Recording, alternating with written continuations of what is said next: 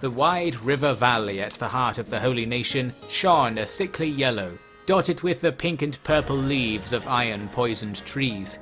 The mangy breadbasket of the world needed some work, to be sure. Even though the guild's hydroponics solutions could tide the world over for a bit, to truly recover from millennia of hunger, they were going to have to get on and start farming au naturel. So the question was, who was going to do all the work? Looking for answers, the guild hiked up to Blister Hill. Gentle trails of black smoke rose from that old jewel of the Holy Nation.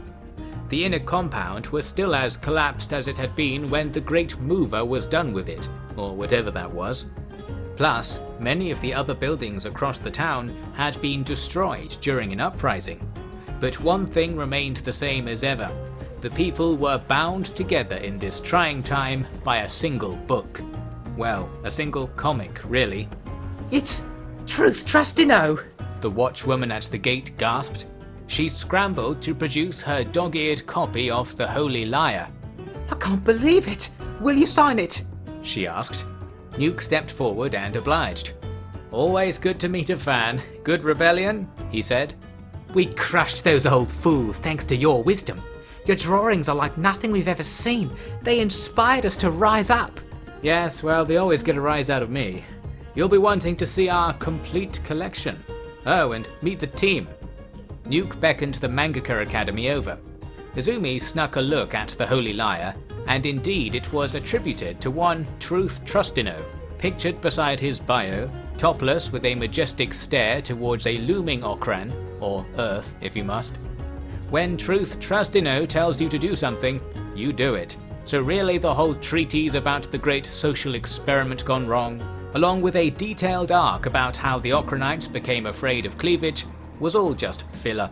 Perhaps the tale of the busty blood Baroness of Bast would get its own series one day.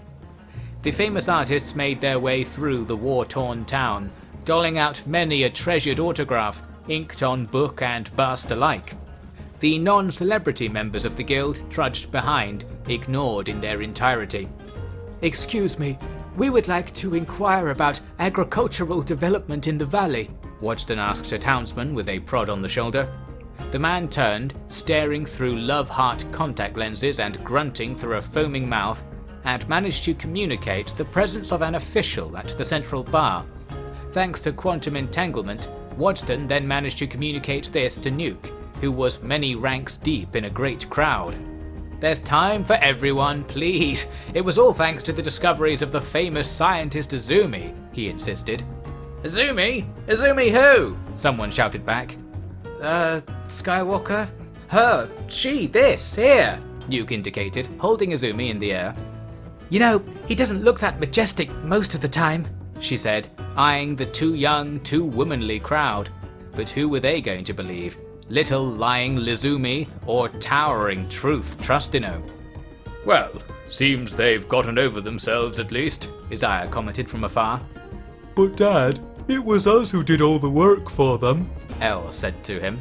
I know, but remember these old fools have spent a lifetime thinking we're good for nothing. I wouldn't expect much from them right away. It'll be up to the smooth-skinned saviors to change that. By the way, I'm not your dad, Charlie. Everyone is my dad. Oh. Even those liberal comics couldn't get a scenario like that to play out. Bravo! Eventually they got to this bar and met with a thin man, wearing a wide wooden hat and holding a long, fine moustache between the fingers of both hands. Aha! The Holy Liar himself! Nuke Tashino! He said at once. That's no Naish accent, but not... What? Nuke said back. This man had a very particular way of speaking, which to true experts of human history might be pinned as a distant descendant of Italian. His rare accent and apparent position of authority were both explained by his profession. He was a representative of the Traders Guild. This ultra-rich organization ran just about every business in the United Cities Empire, most importantly of all, the slave trade. And you've been a very naughty boy, silly prince, he said after his introduction. Gas Girl, Book 4, Chapter 31, just after she finds out Prince Stickleman said that love is a static Boolean variable initialized to false. You are a man of culture, I see. Nuke nodded. And you are a man of evil, the guildsman proclaimed. You run around sticking your nose in everything, but never the right things, like in Book 3, Chapter 8, The Open Drawer.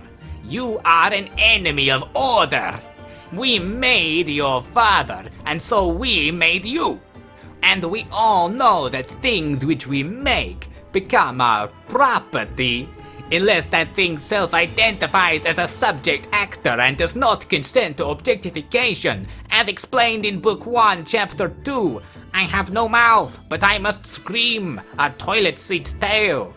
Now, you come here to disrupt our enterprise yet again. It seems, Fallen Prince, that I have no choice. The man stood from the bar table and reached for a long katana. Can I just pay you to stop caring? Nuke asked. The katana remained sheathed. What agile trader would pass up a chance to trade an abstraction of emotion for money? Thus, Nuke avoided being assassinated, and the contracts for development of the local farms were reassigned to the locals under the banner of the Free Flotsams, old Morland Company's underground nation. Such were the happenings in the former Holy Nation.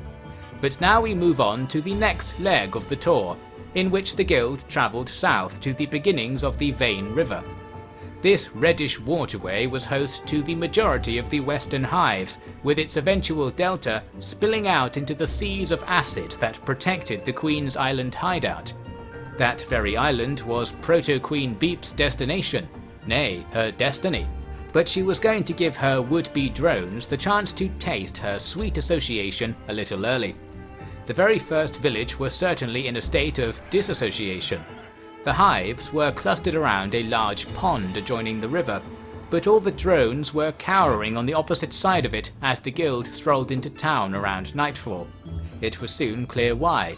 The northern bank was stalked by a whole herd of things with beaks. Beak things! Isaiah comprehended. It seemed this village was in need of a hero, in need of a queen. Go and kill them for me, beep! But tell the drones that I did it, beep! I'll know if you lie. Beep commanded.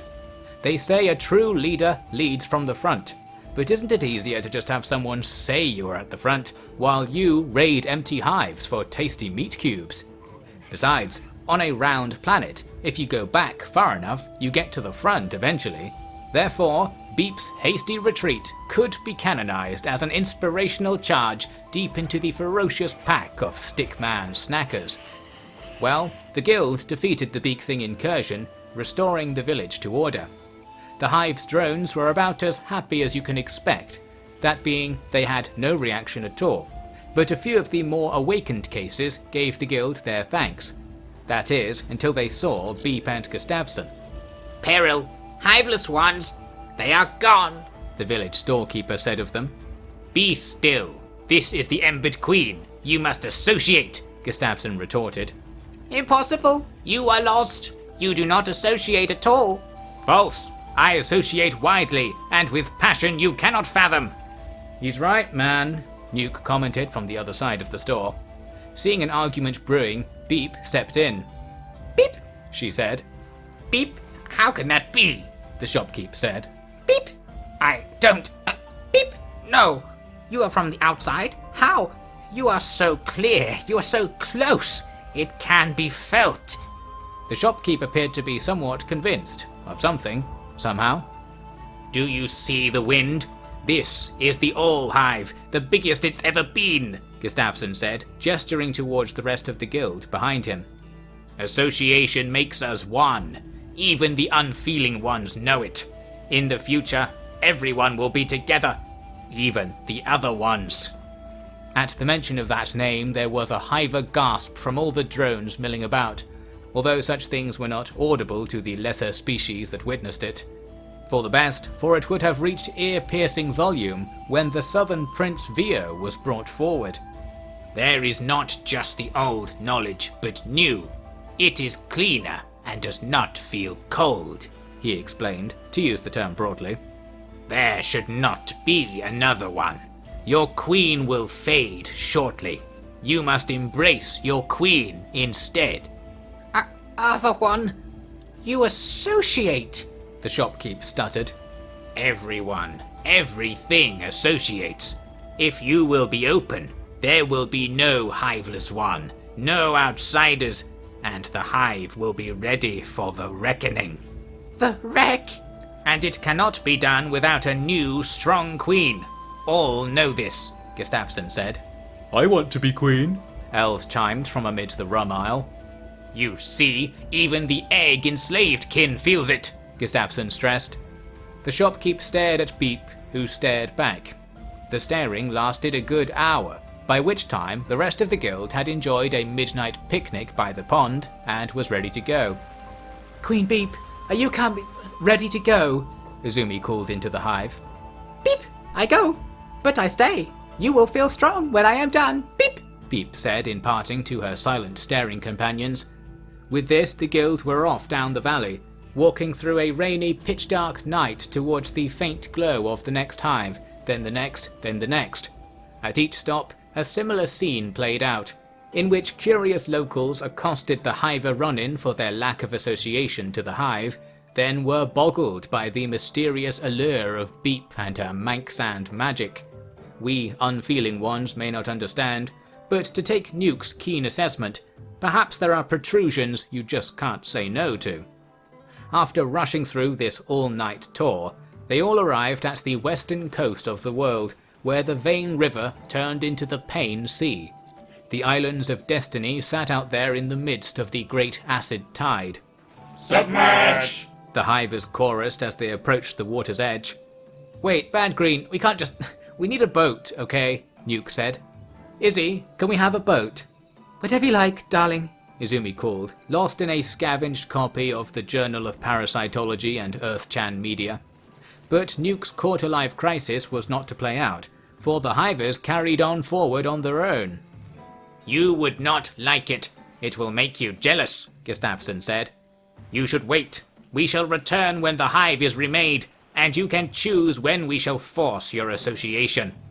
Perhaps after dinner, Nuke offered, but his response was irrelevant. The hivers were swimming out into the calming buzz of that chemically questionable ocean. Wait! Oh, they already left, Izumi said. Rick, please go after them. If there's a chance to get any historical data, you'll do it, won't you? She reached out as if to touch Rick on the quote-unquote arm, but thought better of it. Rick was thinking better too. You know, asking a new man to go burn up in a pool of acid is just as offensive as asking an old man, he said. Sorry, but we can't miss this. I know. Hey boys, you wanna go play voyeur on this weird-ass shit the plant people are pulling? It's not gonna be all disgusting, is it? Twitch asked. It's gonna be wacky, I bet. Then it's a wacky wager for me. Let's water walk, Agnew, Neil said. Agnew philosophized. So then, the hivers and the skeletons began their voyage out across the still sea, while everyone else went back to the nearest hive village to await whatever it was that was going to happen. They set up camp in the trading hive, the place where the drones were happy to accommodate outsiders on account of their tendency to have interesting yet feelingless trinkets known as money. Are you ready to buy? One hopeful trader asked of Nuke. Nuke was slumped against the shelf that the trader stood beside, not looking up as the sales drone gestured to different luxury products on offer. This stick can be used to stir 80 times. It has already stirred 73 times. However, you do not know that. Therefore, I believe it should be valued at its full measure, 1/2 of money. It is sold. This is the piece of blue fabric that I found. It is beyond value. This is a cup that can hold 1 palm of solid forever, and 1 palm of liquid for a short time. If you place another cup underneath it, they will together hold the liquid for twice as long. Given that, each cup is worth twice as much as you think. I do not have another cup. If you cannot afford it, I will produce sediment and affix it so that it holds less. However, the value of sediment must be accounted for. 2 money. No! 2 money. It is sold. Nuke said nothing, and soon felt nothing, yet the marketeering carried on. Far away, as the morning light began to beam across the ocean, the hivers clambered ashore on the Royal Hives Island. Wasting no time, they hiked up to the top of the only hill, where the pinkish mank of the Queen's lair wafted an austere scent in the morning breeze. But then, right at the entrance, they halted. This is when you shall change, Gustafsson said to Beep. Beep! I have been trying to change. I hope it works. Beep! Yes, when you are changed, you will have many princes. I will not disturb the pattern. Beep! But you are the nice prince who is special. Beep! Will that change? My queen, how can I possibly predict the feeling? Beep! Soon I will calculate feelings for you, so you won't have to worry. Beep! Ah, the guiding feeling. I have felt on my own for a long time. I am curious about it. Beep! I will let you feel it first. I promise. Beep! You have helped me a lot. You have saved the hive. Beep! If I died, everyone would be in the fog. Beep! Kin said that I should not stay alive, but you did not. You said I should be alive, and that my protrusion was beautiful. Beep! You were right. Beep! I feel that you are important. I feel it too, Gustafsson said. You getting all this? Twitch said from nearby. Yeah, thought it'd be wacky. But the only thing getting whacked is my heart. Neil said. Grr. Agnew wept. Finally, Beep ducked through the hive hole and entered the royal chamber. There the queen sat upon her rusted throne, attended to by scantily clad hiver soldiers. A perk, one presumes. She said. The soldiers did not stop Beep from walking right up to the throne, but seemed to be itching to intervene. They groaned and moaned and pointed at Beep with accusations of impropriety, yet Beep paid them no heed. She stepped up to the queen and looked down at her metallic belly, dirty and pocked. The queen looked Beep in the eyes and made another robotic vocalization. It is over. Beep! I will do it. Beep! I have been practicing. Beep said. The queen barked. The outsiders are starting to know. Beep! They don't feel it. Beep! They might want to. Beep! They might help me. Beep, beep, beep. The queen said again, shifting about on her throne.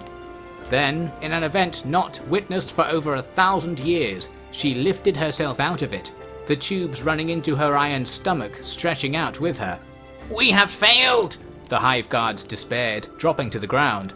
The queen reached out, seeing nothing through her long since failed eyes, but felt Beep in front of her. It is too much. Opposite. We can believe. Please. The queen said. So saying, she slowly trod around Beep and pushed her towards the throne, entangling her in a mess of wires and tubes hanging out of it. And then, one supposes, Beep became the queen. What did this look like? What even happened? A secret among royalty to the very end, I'm afraid. All we know is that some hours later, Beep emerged from the hive, where Gustafsson quickly knelt before her. You are my queen, he said. Beep swayed from side to side and started pulling off her trousers. Beep! It must be you. While beep so much, she muttered. She managed to give the trousers to Gustafsson, then fell into a deep sleep. Gustafsson quickly put the trousers on, and at this the other hivers knelt to him. The new hive is birthed. I will carry it for us all, he announced. Twitch, you there? What's going on? Izumi's voice said to Twitch's CPU.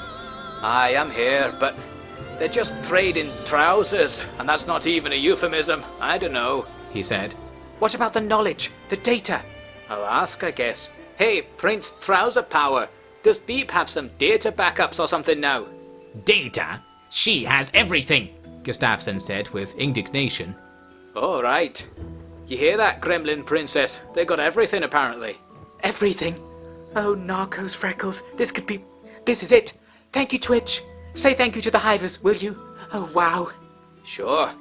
The short lady says, thanks for getting that data. It is not data, it is everything, Gustafsson insisted again. Right. You best go explain that in person. I mean, I didn't even get the trousers part, so no idea what's going on now. Twitch's plan went ahead. The team departed the Royal Hive without so much as a goodbye, with Beep riding on Gustafsson's back as he breaststroked all day. And if you think there's anything strange about that description, you had best go see your local parasitologist. The result was the coronation crew met up with the guild at a Hiver village, where now Gustafsson was treated not with hostility, but with complete and utter indifference. That really was what victory looked like. What's wrong with Beep? Izumi was quick to ask the returning prince. She is processing everything.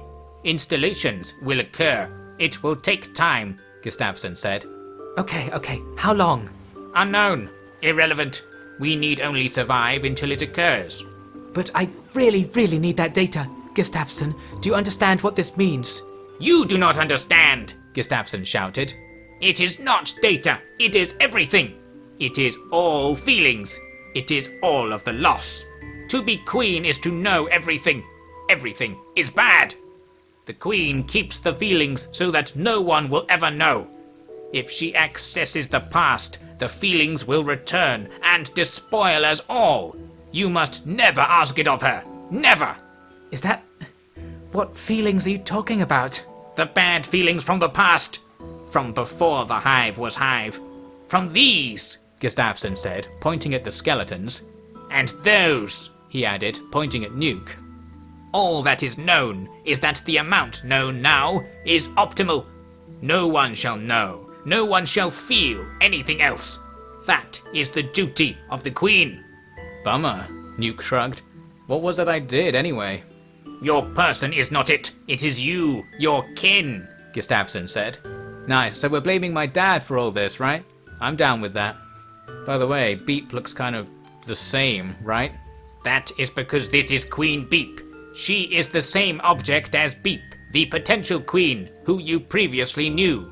I get that. I just thought there'd be, like, more protrusions or something now. Do not worry. There will be more protrusions. I will make sure of it. Oh, well, yep, not worried. Mission accomplished, Nuke said, wandering off. You might think he was being a little flippant, but after days without sleep, walking through driving rain, and being non-consensually sold a variety of used and abused kitchenware, he just wasn't able to deal with anything else right then. So, Beep had completed her mission, in a sense, but it seemed another mission was starting for her, and whatever secrets she had access to were locked away behind quite a lot of Hiver talk, and maybe something else a lot more serious. It was hard to determine what all this was about, but as it happened, some light would be shed on it soon. The victory tour was to continue down to the Shek Kingdom, where answers to the Hiver mysteries had been under their noses for a long time. The streets of Admag were full of cheer at the return of Isaiah Battleborn, champion among champions, invincible among invincible. Yes, yes, the Queen shall awaken, Gustafsson assured them all proudly. Best not to tell him. The crew filed into the royal barrack in the middle of town, where accommodations were lavished upon them. Yes, you really can sleep on this patch of floor, and yes, this wooden plate with a lump of sand urchin on it is all yours. All you can eat. But it seemed the guild were trying to slim down, even Choco. Also enjoying a late lunch was Estata, who was sat on the roof, sunning herself beside a bottle of rum when Isaiah bounded up. "My little war hero," she said, jumping to her feet. I'm not little. Not in my 20s yet, mother, Isaiah said. "Oh, you'll grow down into a real cutie. All heroes do." Please, please, not in front of the prince. Indeed, Nuke was stomping up the stairs as well. "The great human, welcome," Estata beamed. "Back for more. Not more food. Seriously, we're all just really trying to lose weight before the big thing. So yeah, you want to hear what we did up in the Naish?" "Of course. This is a new page in the kingdom's history, and no one will forget what both of you did to make this happen. Oh yeah, no one's gonna stop cursing your name once the machines have their way with ya. Ocranites were right," a voice said. It came from the cages on the edge of the roof, where the great trophy of Arak was on full display. And I mean full display. Make of that what you will. Don't mind Bug Boy. He's been mouthing off about the machines, as bloody backward as the Phoenix, Istata said. Actually, the Phoenix is a machine, but don't worry about it, Nuke said. And you, Bug Tugger, don't you worry either. We're making sure that fleshies and skellies alike live in a sort of awkward, euphemism-stained peace at the very least. Then they've tricked you, the Bugmaster spat. How can you not know what they think of us? You must know what they did before their schism. Yeah, got the insider angle on that, Nuke said. He coolly motioned to Rick and Azumi, who were tactically tripping over at the roof's edge so that their urchin slid into the alleys below. Quite a pile was developing down there. But then they came over to the cages also. Man, you can shit-talk the Second Empire all you like. It all seemed like a good idea at the time, but we're getting over it, Rick said. What the fuck are you? I heard they were trying to replace us entirely. Is that what you are? The Bugmaster asked. Nope, I'm a new thing. Phoenix, that was the other thing. Didn't work. These days, being a skeleton's kinda a bad vibe. Everyone's finding out what we did thanks to these tech hunter goons, so we gotta own up. That's all there is to it. Then why's Cat Lon not apologizing? Catty, you know her? She gave the orders for the experiments. She tortured those innocent creatures and contorted them, playing God and all that shit. Now you say that's all water under the bridge?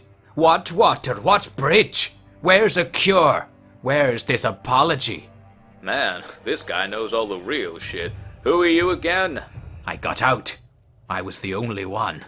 That was nearly 3,000 years ago. Fishman paste? Izumi suddenly interjected. The Bugmaster eyed her, gave her a subtle nod, then continued. They wouldn't let us die. Not after all the investment in making us special. But that didn't stop them killing us in the experiments. Us and the poor stickmen. Trying to combine us, one way or the other. Look, the planet was dying, okay? Rick said. We were out of material and out of ideas. We had to make an ecosystem out of something, and that frozen pile of trash up there in the sky weren't going to be sending anything new. Yeah, I know the excuse. And I know a few hundred innocent people you killed to get your precious skin spiders developed. And how many hivers? Who knows? Couldn't get their teeth to keep the count. Can you stop blaming me for this? It weren't my fault, Rick shouted. Every moment you're not out there smashing the Second Empire to pieces is another moment of injustice, the Bugmaster shouted back. Dude, man, bro, Bugster, seriously, the Second Empire is gone, Nuke said. Sounds like there's even more shady bullshit back there in the fucked up past, but right here, hivers are just hivers, and the skin spiders, well, would be okay, but they eat us. So that's your ecosystem for you. Prince, don't go too hard on him, Rick said, prompting a certain series of glances from Azumi. He ain't all off. All that shit we did. I can't guarantee it won't be like that again. Can't guarantee anything while that old flame still burns. Waxy Dioscuri. Rick looked up at the sky. Everyone patiently waited for his moment to be over. But it didn't end, so... New man, what the fuck are you talking about? Nuke demanded. Cat Lon, the mastermind behind it all. Not too fond of y'all, because of the thing, you know. Stobe was second only to her, and so she was the only one who didn't listen to him. So you know all those times a bunch of skeletons tried to kill us? That's kinda still the plan. Rick, you're not... Who's in on this plan? Izumi asked. Not me, keep your firewalls stowed. But she's persuasive, and she got a fug load of the spiders as you've seen. I don't know, she ain't been doing much, I guess. Way I see it, Second Empire was killing fleshies all over the shop when I got discharged. By the time I came out of the desert, it was the Third Empire killing fleshies all over the shop. Just seems like Caddy's out of the picture. Biding her time, biding her time. She won't forget her mission. Just as much as I won't forget mine, the Bugmaster said. It's his favourite story, Istata said. But if you'll be so kind to excuse us, prisoner, we've got business to attend to. With that, Istata took everyone downstairs. Rick, the Bugmaster's right, isn't he? Izumi asked. He is right about us making a whole load of fucking mistakes. He's one of them. Did some good stuff too, sometimes, you know, Rick said. Please, let's not worry about all that, Isaiah said. I think these matters of history and justice are rather tangential to our own achievements, eh? I will ask if they have any food suitable for weaker jaws. Thus, the guild partially enjoyed being hosted by the Shek for an evening, all but Beep, who remained comatose, never leaving Gustafsson's arms. The next morning they all set out south, heading for the southern United Cities Empire, but with a choice detour into Skin Spider territory. Clearly what the Bugmaster had said was still being processed. So what is this cat thing, new man? Nuke asked Rick. You know that spot on all the maps that just says like, don't even bother, or it's a skull, or it's got the scratch and sniff patch that smells like getting your skin pulled off so it can be transplanted onto the mutant offspring of a hiver while you, kept alive by the nanobots, sit there until they come back to harvest the next batch off you? Rick replied. Perhaps he was trying to tell Nuke something. You mean the Ashlands, Izumi said. And you mean the Skin Spiders. Yep, and yep. Now that's all a thing of the past, except, as the Stickman would say, the stuff that isn't. Catalan she was the old Commandant 2.0. She had all kinds of ideas, and she probably still has them. No way she's dead, so she's probably still out there. Refugees in Black Desert City came in saying the whole place had been purged out, a fleshy-free zone. Given the Biobash Knights were heading out to the Royal Valley, might just be that she's seen our brave prince's reforms and decided to nip this whole biological renaissance in the bud. No one nips my renaissance, Nuke declared. No one disagreed. Master Rick, is this skeleton force a threat to the stability of the Empire? Wadston asked. Oh yeah, but so straddling the whole thing below a giant space laser, so keep it all in perspective, Rick said. Again, no one disagreed. They walked around Arak and approached the desolate hills of Shun, just as they had some months before. They halted when there was a flurry of colourful movement ahead. A band of skin spiders was grazing scraps off a hillside. I mean, Bad Green, you got any magic here? Are they really hivers, kinda? Nuke asked. They are erased. They are not of the hive, Gustafsson muttered, not even looking over. So you know that. Is the Bugmaster right? I cannot know. That is not permitted. Wait, that's like what Beep knows. It is what she must dare to be able to know. We must never inquire. Those do not feel, and that is all we need to know. Walk on quickly. Quickly! What's the rush? It tries. Tries? He's coming over here. Here, Skin Man. Els cooed. Indeed, one of the skin spiders was walking over to the guild, showing no fear. The Shek didn't like it one bit. Prince Tashino, they are the ancient enemy. We can't stand here and play with them, Isaiah complained. Yeah, I get it. Let's get... Bad Green, is it gonna eat you? Nuke said. The spider had walked right up to Gustafsson, or rather, to Beep over his shoulder. Beep stirred and waved a hand woozily. It brushed across the spider's shrimpish face, then fell limp again. The spider shook itself top to bottom, then made a rather peculiar noise. Clean, it rasped. Holy shit, they can talk, Izumi gasped. Hey, there we go. We didn't fuck it up completely, Rick remarked. Hey Skinny, you got a name? Nuke asked. Gustafsson, it said. Oh shit, Hiver magic, don't ask it anything else, Nuke insisted, backing away. Can we keep it? Els asked, admiring the flimsy arms that hung from the spider's stomach. You keep it, we'll keep going, Nuke said. Another pet for the collection. The spider, tentatively called Gustafsson, rode on Elsa's shoulders, occasionally repeating that name in wheezing tones. Gustavsson, when prompted, seemed indignant at the notion that their names sounded alike. Perhaps if we study it, there will be something we can glean about this whole creature creation process, Izumi reasoned. Count me out, Elena said, shaking her head. I'm staying as far away as I can from that thing. Well, if it stays with Eggman, nothing changes there. Don't neg the egg, someone said. The next day, they arrived at Drifter's Last, which you may recall was the edge of the Southern Empire. You may also recall its ruler, Nuke's outcast aunt, Lady Merrin. Once everyone was settled into town, Nuke made the enormous mistake of trying to visit her. Nuke! Please sit and be in the house today, she blathered. The guards at the gates were hesitant to even let Nuke inside, given they had once received orders to keep Merrin out of any and all loops.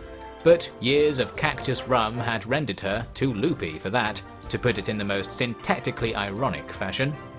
Hello, Auntie. Everything okay here? Nuke asked. He was slightly taken aback at the fact Merrin had not even got out of bed to greet him. She lay beside a collection of near-empty cans, her brilliant yellow tunic shining with a hue so peculiar that it begged the question of whether it was really that colour to begin with. Her bed was in the storehouse, by the way, surrounded by shelves of less empty cans. Nuke judged it all without any sense of hypocrisy, despite having lived almost identically for most of his own life. But now he was a changed man, a man of the world, and boy oh boy did Merrin want to hear the entire story. And then, I don't know, we got this ball that seduced my girlfriend, but we came to an agreement in the end. And then we started trying to make this big machine that might blow up the whole planet if we pressed the wrong button or something. You know, science stuff, he was saying. Nukis, who's your girlfriend? Is it pretty? Merrin, quote-unquote, asked. No one you know, Auntie. Tell me! Oh, I know you can have lie. Come on, come on. So saying, Merrin finally got out of bed and pulled Nuke in to replace her. The thin, currently green sheet gave a distinct feeling of independent movement against Nuke's back. Really, it's fine. She's lovely. You'll meet her once we've irradiated everything, you know. Science stuff, science stuff. Now watch this, they've got you on, seriously. Nuke inspected the bottles and jars on the shelves. Mostly rum and sake, your standard intoxicants. No wonder Merrin was so weird. She didn't have anything to make her feel human. Ass! I summon you! Nuke called. The guards at the door peered over their shoulders, then were bowled to the floor by a bounding goat. Nuke thumped a couple of mule cuboids onto Merrin's table. This, Auntie, is the good stuff. That's bad green, Merrin said, pointing at the cuboids with disdain. No, it's good. It's legal, legal, legal now. Oh yeah, and slavery's illegal. I'm changing everything. Reminds me, you don't have slaves here, do you? Yes, so? Right. Watch then, got slaves in town, Nuke called out the door. No, they're my slaves. They make me happy juice. Happy juice, Merrin begged, grabbing Nuke's hands and falling to her knees. Happiness is no longer a juice. It is a cuboid. This is the new order, Nuke firmly stated. You can't be that. I'm a princess too. I'm more of a princess than you. People have challenged me on that before and walked away defeated. No, bad drugs are bad. They said so. Bad, bad, bad, bad. Merrin chanted this for a while and grabbed a silver-plated polearm from a rack. Auntie, this is why they didn't let you stay in the palace, Nuke warned, picking up ass and then hurriedly dodging this way and that as Merrin swung her blade about with a distinct lack of rec. They did this let me be palace because I'm too princess, she bawled. Somewhere in there was the correct political analysis. But political analysis delivered while nearly blind drunk and fully blind rampaging with a polearm never really gets you anywhere, unless you happen to be a certain highly persuasive Avio-Sapien android. Merrin was not this. She was just very, very drunk, and had been for a very, very long time. Nuke moved to leave, but no dice. Merrin slammed the front door and wedged her polearm into the handle, jamming it shut.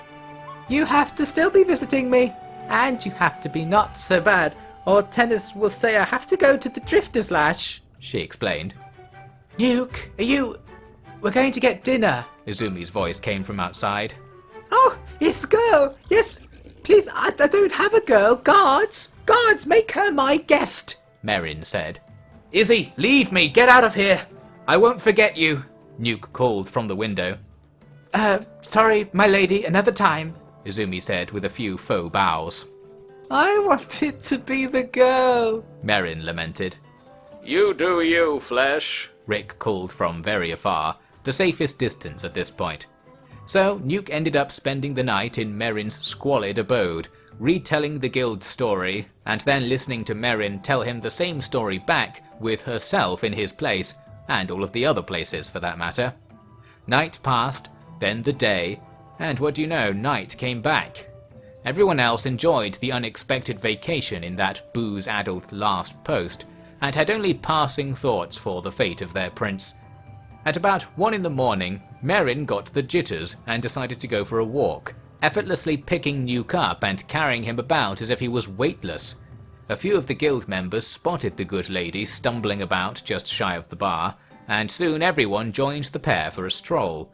They ended up on the town walls, looking out at the starlit desert. And that's when all of me got to Drifter's Last.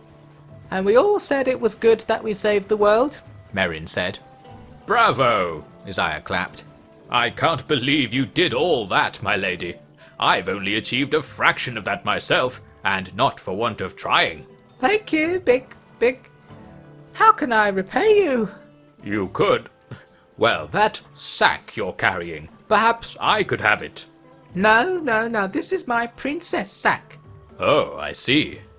You know, I preferred it when I was an association toy, Nuke said from over Merrin's shoulder. Stop talking! You're too bad!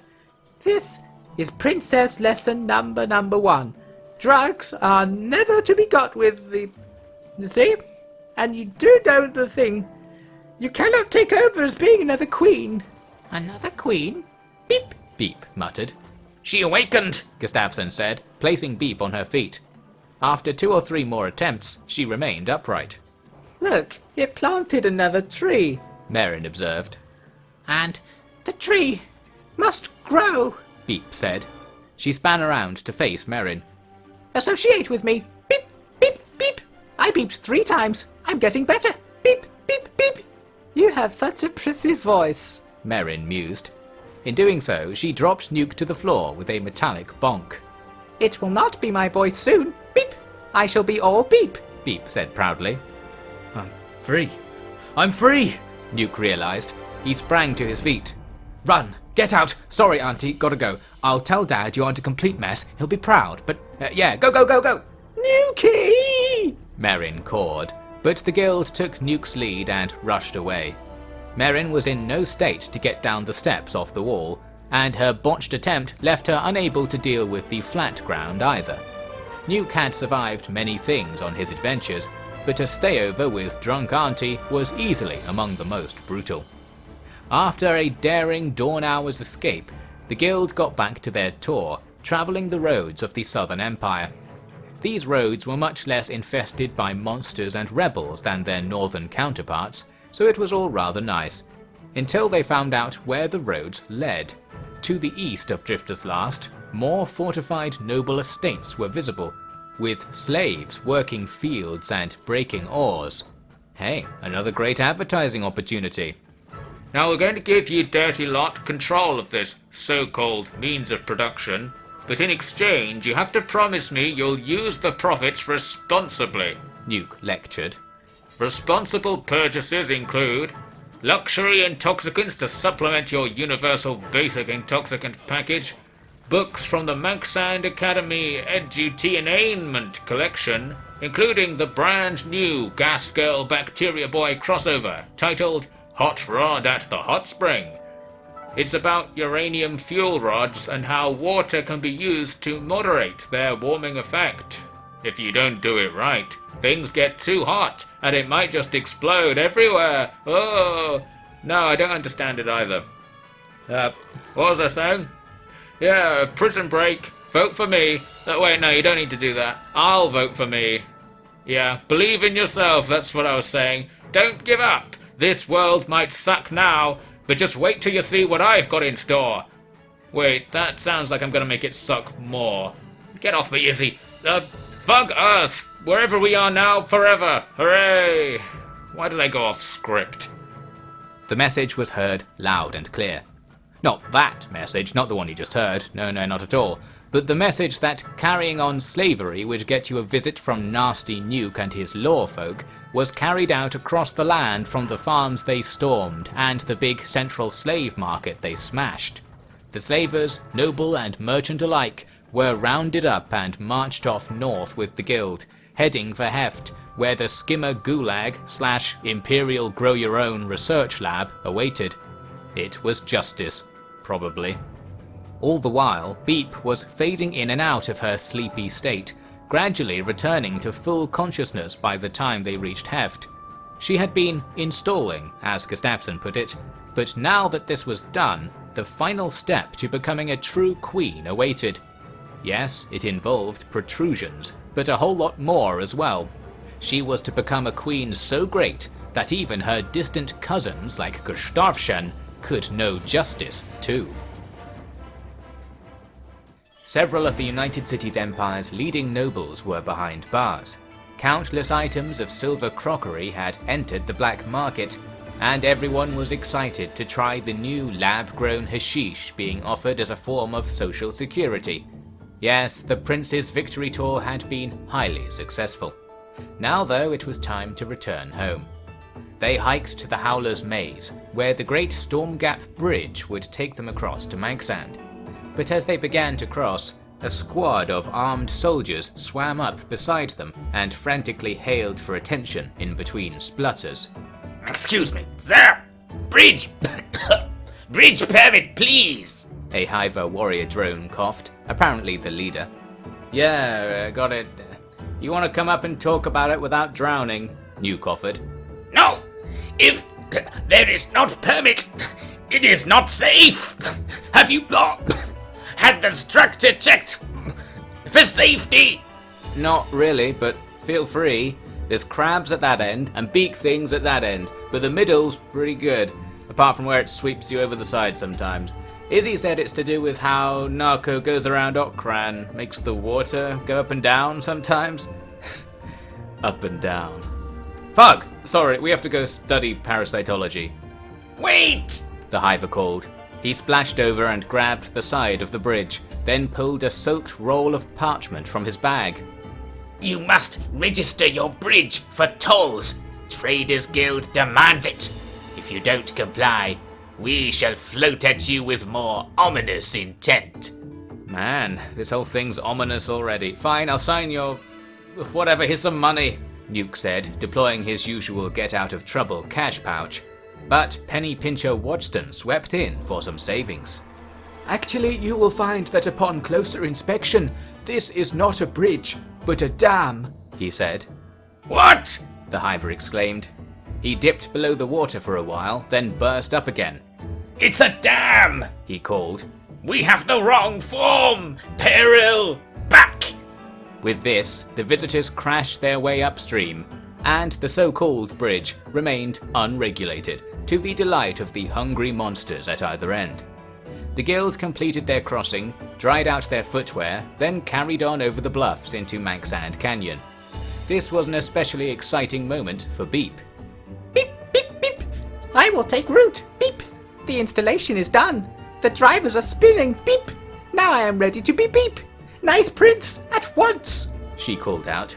Gustafsson, as ever, knew exactly what to do. He took his Hivers into one of the workshops and pilfered all kinds of choice bits from the guild's stash of scrap. Prince Gustafsson, please don't feel the computer parts, Izumi called around the door. The fishman paste short-circuits them.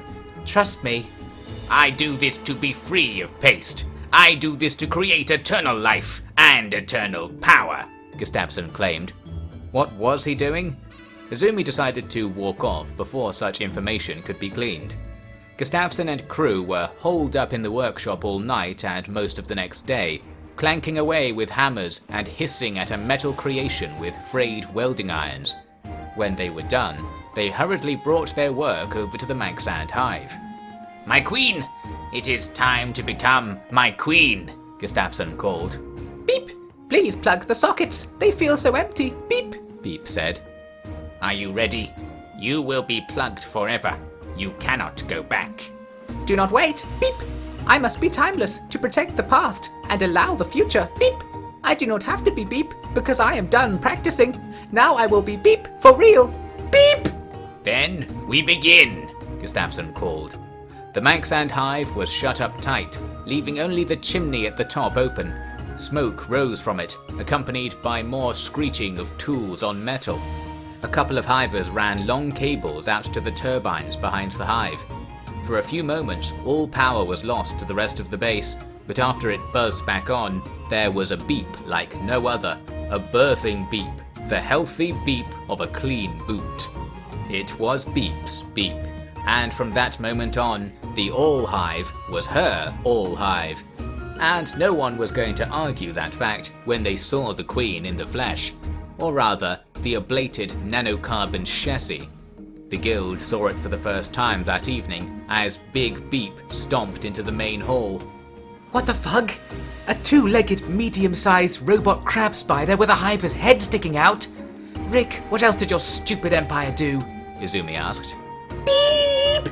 Now I can kill anyone! Beep! She announced. Yeah, I mean, you can blame me all day, but let's be honest, who was warning you about these pot plants from day one? Rick said. Beep, you're not going to kill us all, are you? Izumi asked. Beep! I am not sure.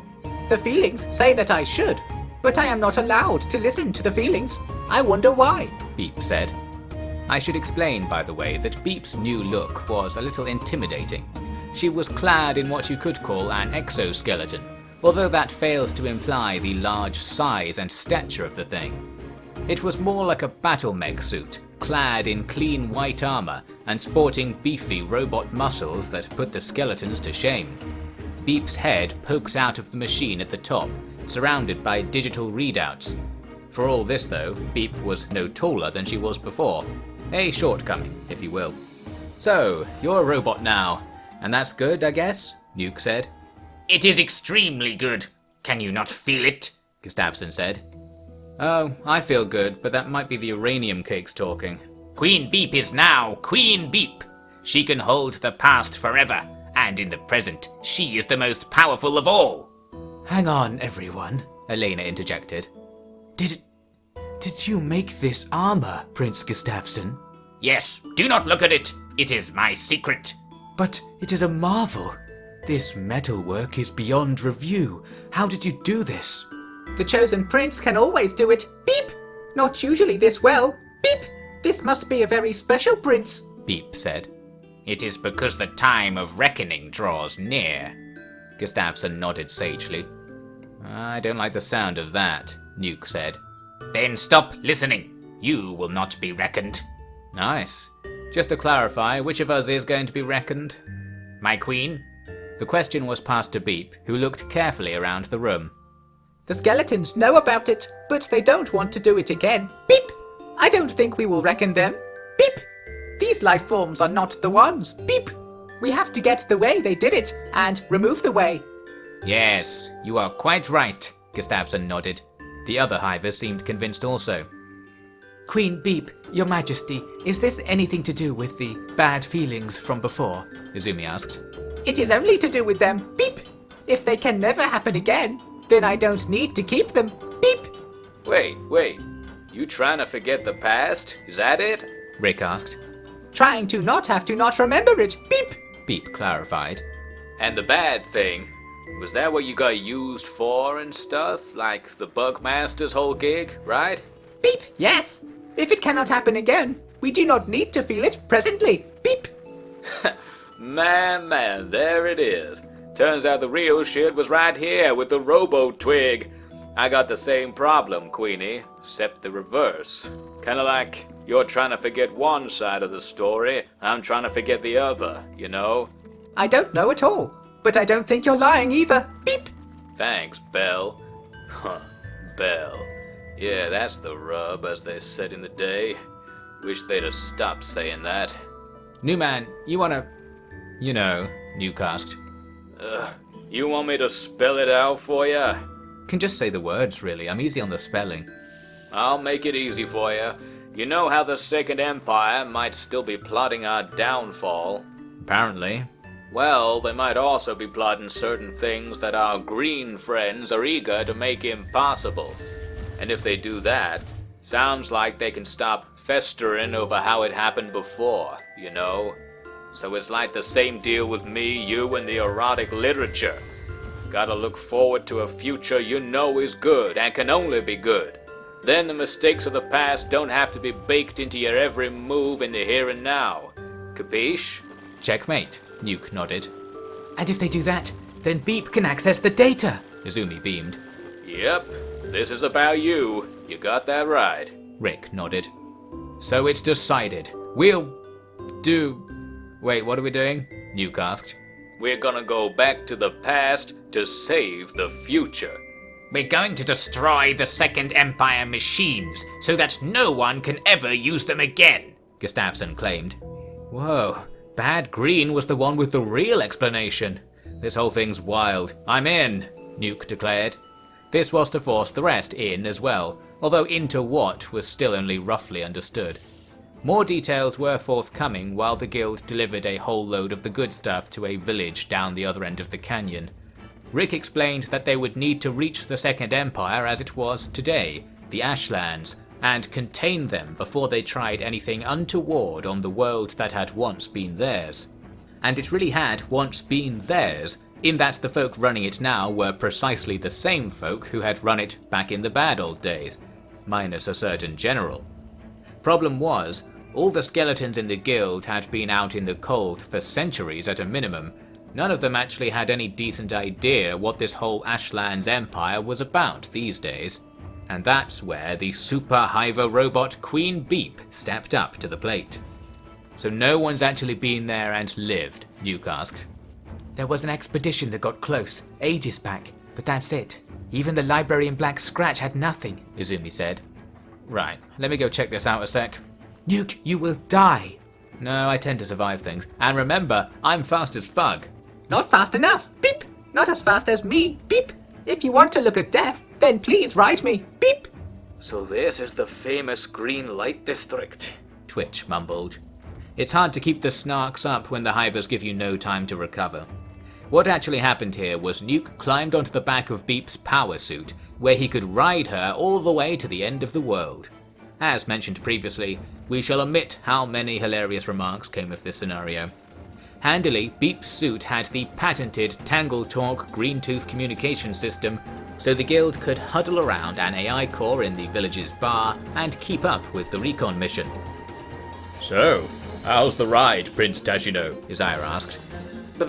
Bumpy and fast, Came the disjointed reply. Yes, Beep's little runaround really could run around. Once those piston legs got pumping, the suit could reach speeds of up to 40 miles per hour, shaking violently in the process and becoming extremely hot. Izzy, you would like this. Nuke, everyone's listening here. Izumi hissed. That implies she thinks we ain't always listening. As naive as she is degenerate. Rick bumbled. With Beep's newfound speed, the perambulating pair reached their first tourist trap within a few hours. They had crossed the arid Riva Plains beyond the Empire's borders, and after passing through rolling valleys and sparse fungal fields, they had arrived at a fortress built into the side of some cliffs.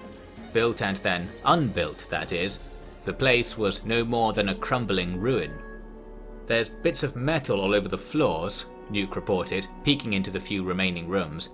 Plenty of stains, too. Says Expedition 4 on the wall. Shit, really? Izumi said. The lost expedition. Never got anything back, they say. Please be careful, Nuke. It's fine. Looks like they had some classics here, too. But, wait. Every page. Someone's drawn, like, black shapes over all the good stuff. Prince, can you slap that up against the camera? Rick asked. Sure, but it's seriously ruined, man. What's a camera, anyway? It's right at the top, next to the Hiver head sticking out of there. Oh, this thing. Nuke held the page up to a little ring at the crown of the armor suit, having to get face to face with Beep to reach it. Hello, Beep! She barked. Hello, Queen. What are you doing, Beep? Showing everyone this diet erotica. Oh, I hope I get to see it, Beep! No point. Protrusions are all crossed out. Just look at that bars pattern. Rick said. Only Imperial storm sensors are so precise. Imperial? Like us? Nope. Imperial like us. First Empire hunted down these, classics without mercy. 2.0 was supposed to be more forgiving, but then again, Caddy ain't the forgiving type. Damn it, she's a robot cat girl and she don't even let us draw robot cat girls. I didn't say she was. That's it, we have to get to the bottom of this. Beep, let's go. Expedition 5 is rolling out. Oh, the number increased, Beep! This is very promising. Beep said. I'm sure it was. They sped on south for a couple more hours, traversing rocky mesas and dusty crags, until they came upon another fort at nightfall. It was a large citadel of Second Empire build, surrounded by shitty huts and shacks of distinctly Third Empire fashion. In the fading light, grey figures stood guard all over it. Beep's pounding footsteps didn't perturb them, and up close it became clear they were wearing armor similar to the United Cities samurai. What the? We have a base here? What the fuck's Dad been up to? Nuke wondered. He directed Beep into the central citadel, where more of these samurai-esque soldiers were training. Their armor was a little different in the detail, appearing sleeker, and instead of a helmet, each soldier wore just an iron face mask, giving them all a near-identical appearance. Even at the sight of Beep, a remarkable sight to be sure, they had nothing to say. Guys, I found some kind of futuristic, pastoristic samurai base, Nuke reported. That cannot be, my prince. How could such a thing be kept a secret? Wadston asked. No idea, but seriously, they're all wearing like nearly samurai gear. I'd put one up to the Canberra, but they're coming off kind of moody. I don't know. Hey, there's a skeleton here! Yes, in the middle of the training hall was an ordinary-looking skeleton, who came over and bowed to the pair. A true disciple. A skeleton in heart and deed, he said of Beep. And a lost sheep, ready to begin his transition. The path to greatness lies ahead. You need only take the first step. Cool. So, man, you, did a rich guy with goggles and a nasty cough put you up to all this? We serve Stove and the Empress Catlon. The skeleton was quick to claim. Stobe, yeah, I'm down with that. So these guys aren't samurai? They are skeletons, like you. Ah, I see. It's one of these things. You ever heard of new men? Men are weak. Skeletons are strong. Speak no more of them. It is time for you to pledge to serve skeleton kind. Well, I'll pledge anything, but I got a busy schedule. I need to go see the Empress. Of course, a true skeleton. Only skeletons can go. You must be a skeleton. If there was someone who wished to go who was not a skeleton, they would be disappointed. The thick one is clearly a skeleton. I am thick, Beep! Beep cheered. Shit, am I supposed to agree to that? What if Bad Green gets mad? Nuke said. It is a factual statement. Do not fear it, Gustafson's voice said from Beep's suit. Many voices. A skeleton of merit indeed. Huzzah! The skeleton said. And you, aged one, are you a skeleton? I'm not aged, it's just poor hygiene. Skeletons have no need for hygiene. Cast out these foul notions of flesh. Embrace steel, iron, and electricity. Or embrace death. Alright, fine. Beep boop. Oh, hello there. I'm a skeleton. Look at how I'm from the past. Oh, I'm sorry for destroying the world. Or maybe I'm not. Actually, no, forget that. I don't even remember. Beep, beep, give me 10 grand. Your girlfriend's good and bad, ain't she? Beep, boop, boop. Impeccable. You shall be manufactured at once. The skeleton said with another bow. Please, what was your prototype name? I'm like Prince of the Humans, Nuke. Prince Nuke, a star! Where we cannot allow such rank here, you shall receive a single demotion. Additionally, you must wear your class designation. From your size, you'll fit a medium. Therefore, you shall henceforth be known as Duke Nuke M. I'm enjoying this greatly. Twitch's voice said. Yeah, sorry guys, got turned into a reverse new man, but I think this is going somewhere, Nuke said. Beep, boop, let's stop the fleshies reproducing, it looks weird, why can't it be drier? I wish we didn't do that thing, but humans did it worse, so let's do it again. I've got a big stick, everyone look. Now you might think that joining a cult of anti-human machines, who were mostly human upon close inspection, wasn't the goal of Expedition 5. But you would be dead wrong, or at least deactivated wrong. The skeleton, who went by the title of the Elder, was more than happy to show his two new initiates the way to Empress Cat Lon's domain, the legendary Ashlands. A gaggle of skeleton cosplayers waved them out of the fort, finally breaking their silence to give a cheer of death to the biologicals. We can all relate. Even though it was midnight, the Elder walked Beep and Nuke south. After all, skeletons didn't need sleep, and 3 diverse skeletons they were.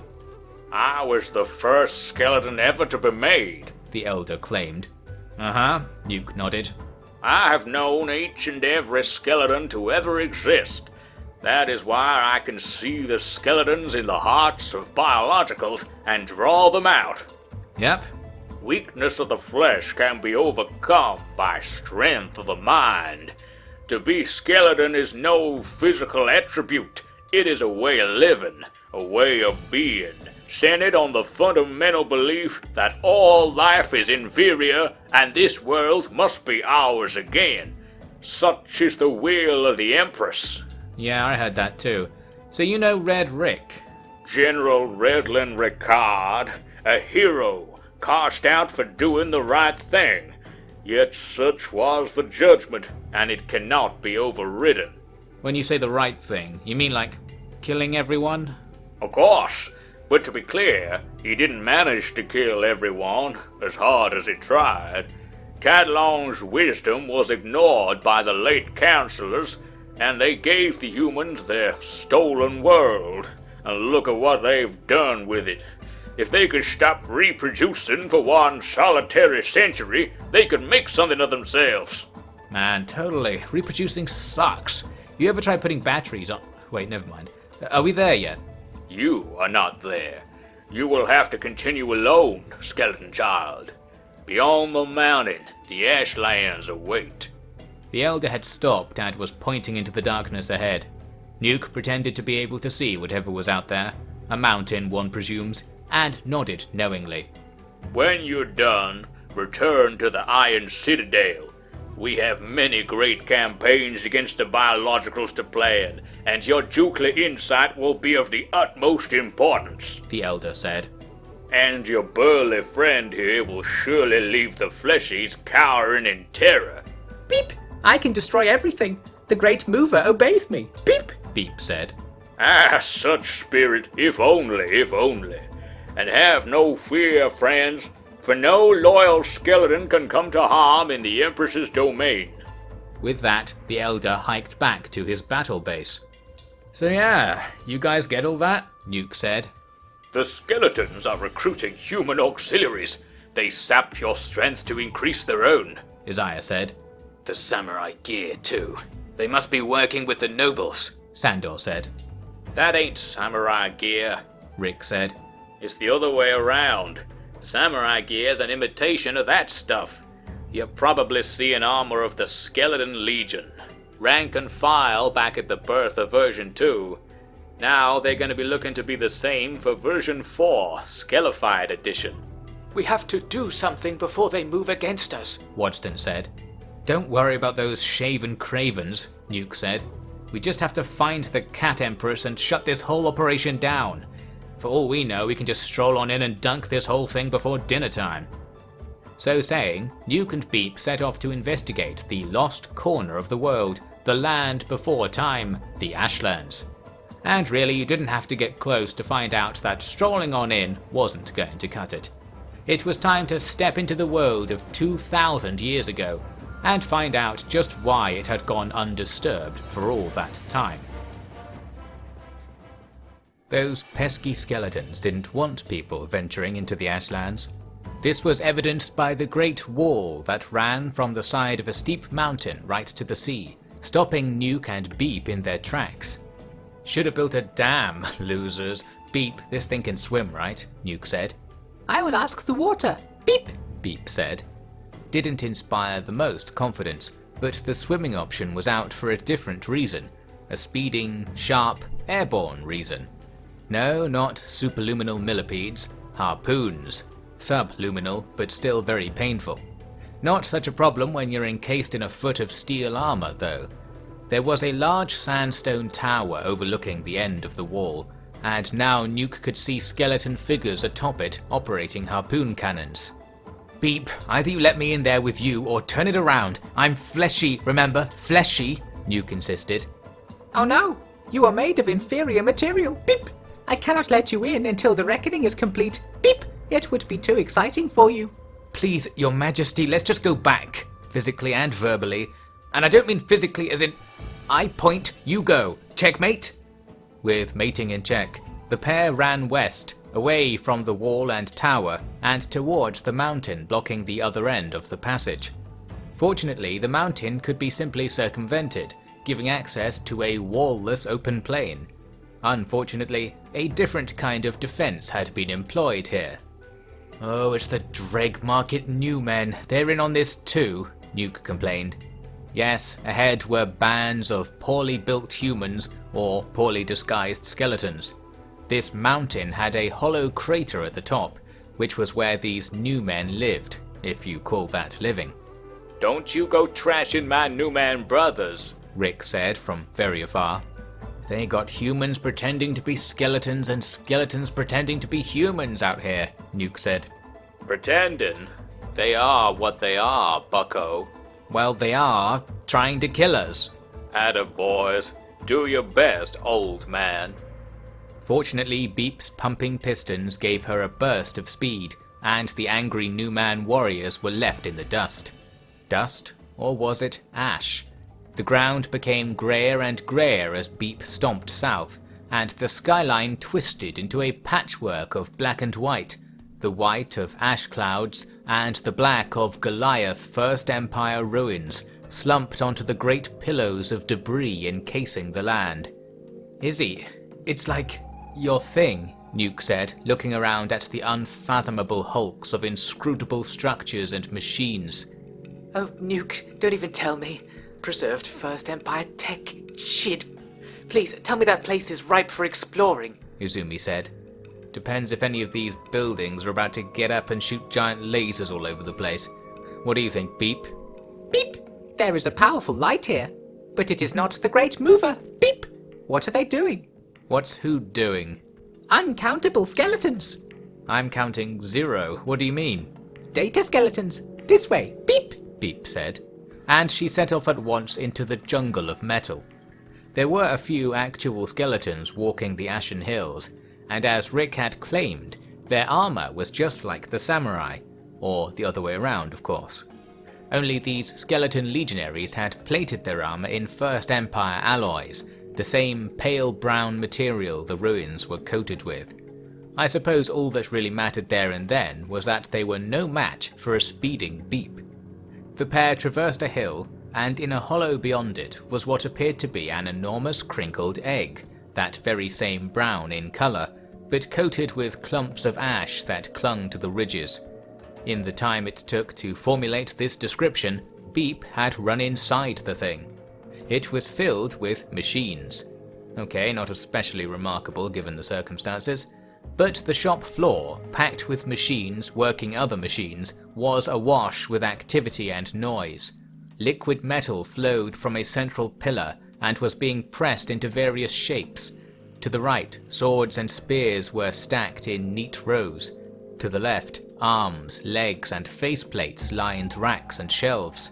The workers, all missing their heads, detected Beep and looked up at her with curiosity in their shoulders. This is where the data can be made to feel. Beep! They will make more. The lights are in the ground, but they're getting closer. Beep! Beep reported. As useful as that was, it wasn't what the locals wanted to hear, apparently. Even after thousands of years without visitors, they still knew how to lob half-cooled swords across a warehouse like it was the 73rd International Fleshy-Killing Games all over again. In through there! A voice shrieked, coming from everywhere, as these voices were wont to do. Beep, you hear that? Nuke called. Oh, beep! I do not mean to intrude. Let's protrude instead. Beep! Beep nodded thoughtfully. She and Nuke protruded themselves back outside, and then stayed there. That is to say, they ran away, with a bona fide legion of pursuers soon fading into the clouds of kicked-up ash. My prince, what was all that? Wadston asked once the coast was clear. Looks like they're making weapons, and limbs that want to use them, Nuke said. Making new skeletons. Looks like it. Not new, renewed at most. Making new ones is against the rules. Rick claimed. Does your master play by the rules? She is the rules. She can't break 'em. Skeleton thing, you know. All she can do is remake the skeletons that once existed. That's the data skeletons? Beep! They still exist, but they are like waves. Beep! They will not kill you. They must want to kill you, so they are changing again. Beep! Couldn't put it better than that. Rick said. Master Ricard, does this mean they won't be able to create additional warriors, give or take these replacements? Isaiah asked. Yeah. But that's like saying Earth's a stone throw away, give or take a light minute. Ain't you been reading the Neo classics? Skeletons had enough kapow to take out the Earth clans. I know what she's doing. She's gonna rebuild what we lost on the final day. Lift them all up from the ground, like the Squeaker Queen said. Say, Prince, you see any gigantic fuck-off towers with, like, arms and shit coming out? Yeah, loads. The buildings here are in the damn sky. Bigger than the usual First Empire stuff we look at, Nuke said. 'Cause it's military. 'Cause it's Goliath tech. If Caddy gets that old stuff purring, I don't know what'll happen. She'll turn the rest of the world into the same thing as that Ash place, I wager. Elena said. And if the Bugmaster is to be believed, she'll turn all of us into whatever she wants. Goodbye Gustafsson, hello Gustafsson, right? Twitch said. Well, fuck that, Nuke said. If anyone's turning anyone into anything else, it's gonna be wholesome and meaningful, like a skeleton into a new man, or an old-ass Czech into an egg. Basically, this whole place is gearing up to kill us, but 2 can play at that game. Or 3. Or everyone. Beep, let's get back. We need to get busy. Fuck, I mean... you probably know what I mean, right? I interpret all meanings, and I approve greatly, Gustafsson said. Is that the green light from Bad Green? It's either the end of the world or the start of a new one. Let's get into this, boys, Rick commented. Step 1 was getting Nuke out of the ash pile. That was also steps 2 through 200,000, steps that Nuke experienced violently and rapidly while clinging for his life on the back of his speeding hot rod. After a few hours, he collapsed in a pile back in that distant Mankmouth bar. Well, Prince Teshino, time to get busy, as you said, Isaiah said. No, I'm not a machine, although I did sign up to that. Nuke muttered. My prince, perhaps rest is the best approach, Wadston suggested. No, we, my man, need to prepare the best raiding party the world's ever seen. Actually, we'll stay shy of the gas that clogs your holes. But you know, we need a serious outfit, wearing serious outfits, right?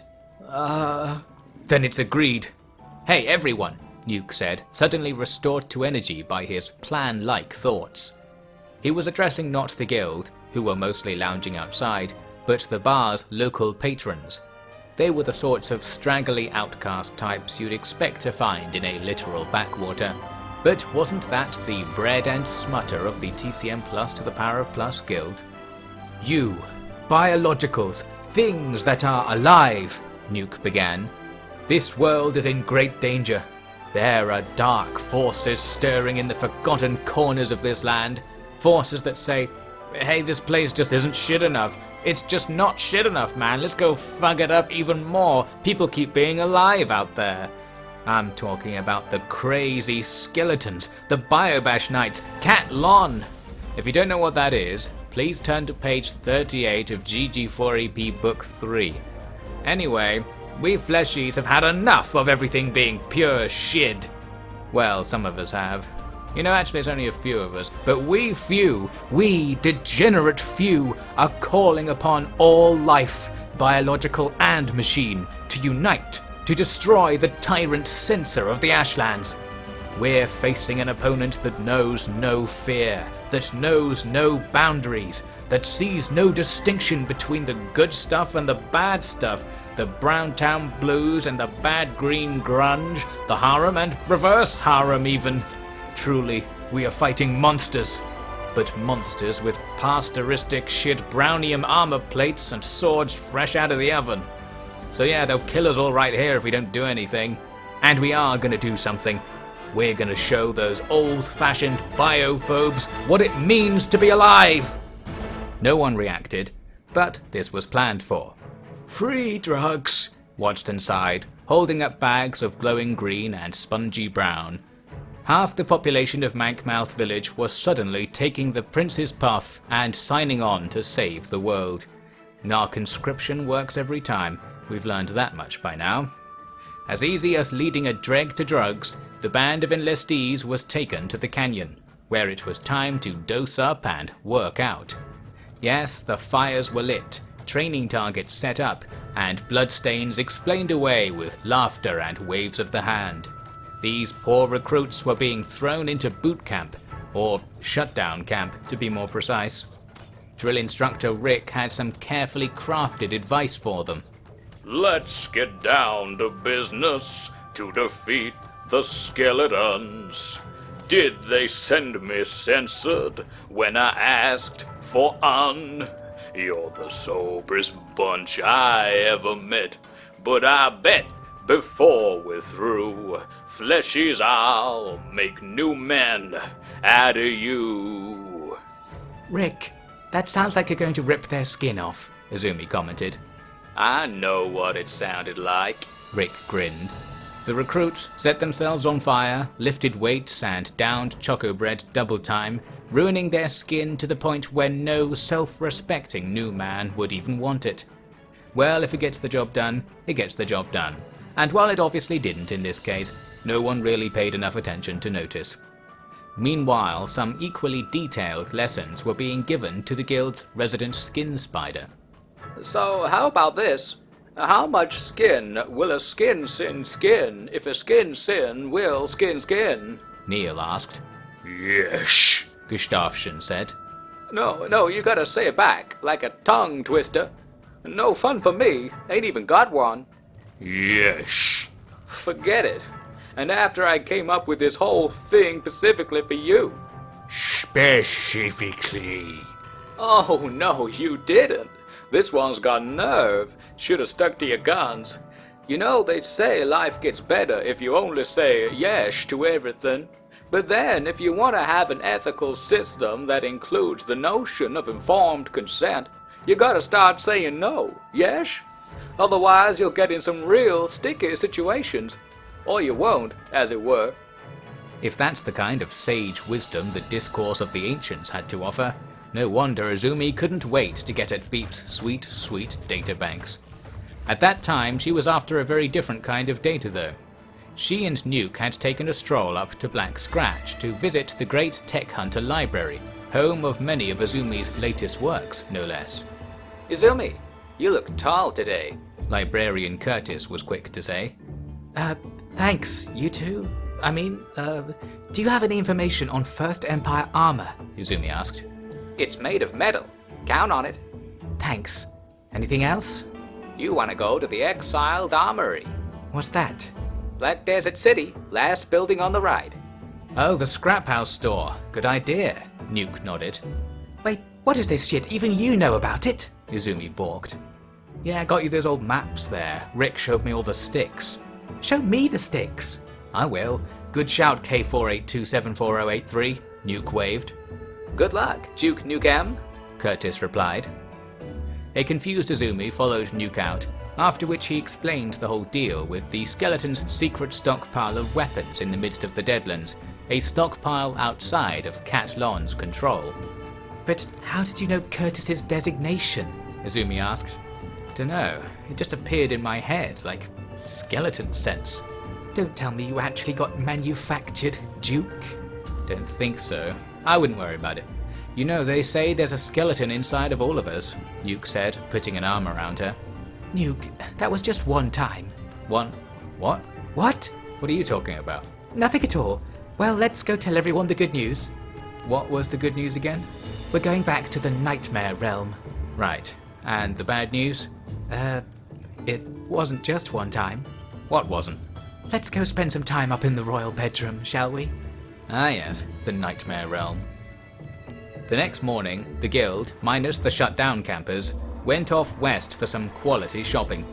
They travelled to the edge of the Deadlands, where they left the Shek high and dry, then everyone else dashed through the darkness and acid rain to fumble their way to Black Desert City.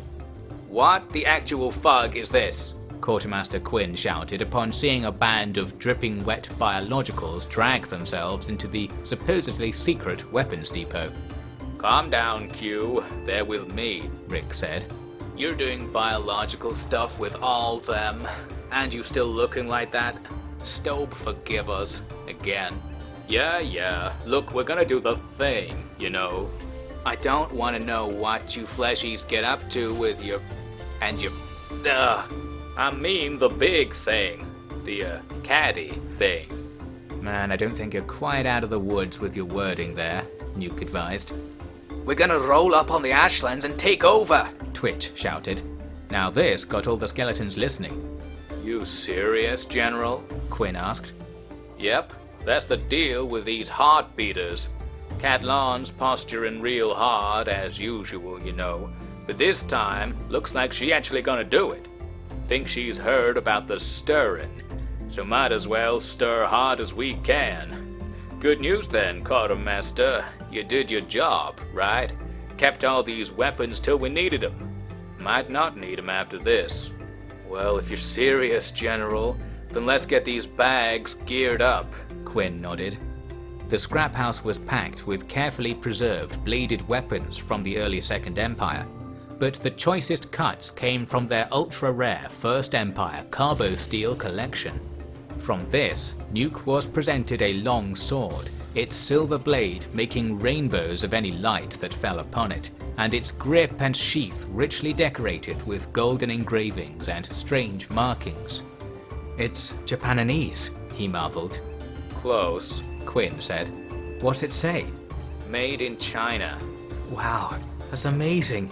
It ain't, but have fun, kiddo. A few other blades of the can-cut-through-shit brownium armor variety were dug out, but actually the ancient armor Curtis had tipped them off about wasn't there. Yeah, it got shipped out by a certain entrepreneur, Quinn said, pointing at an empty space at the end of the warehouse. Programmed a bunch of worker bots to carry it out all of a sudden. I mean, armor's not really our thing, but you fleshies better suit up, or Caddy's ID ping alone will kill ya. Any idea where it all went? Rick asked. Only one lady around here is likely to have dug that up. Gotcha.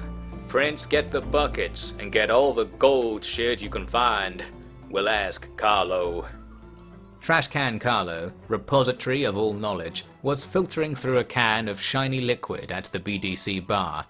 You might remember she once offered to sell Nuke all knowledge, but since he had access to the pirate copy installed in Beep, the $500,000 cat price tag seemed a little steep. So you want to dress up like an old fancy pants, huh? Carlo asked after hearing the story. Hey, never used to get complaints, and the fleshies here need a fighting chance. Come on, Carlo, won't you do it for me? Rick said. Red Rick's asking me to do something for free. What is this shit? World's changing, Carlo. Might just be ending too if you don't tell us where that armor is. Alright. Give me a smacker first, though. You serious? Old time's sake, all this is, ain't it? Well, I want something from the old times, too. You remember that, huh? That's kinda my thing. Remember when you didn't have all that stick to swing, too, you overclocker? Fine, just shut up, will ya? Oh yeah, that's how it used to be, alright.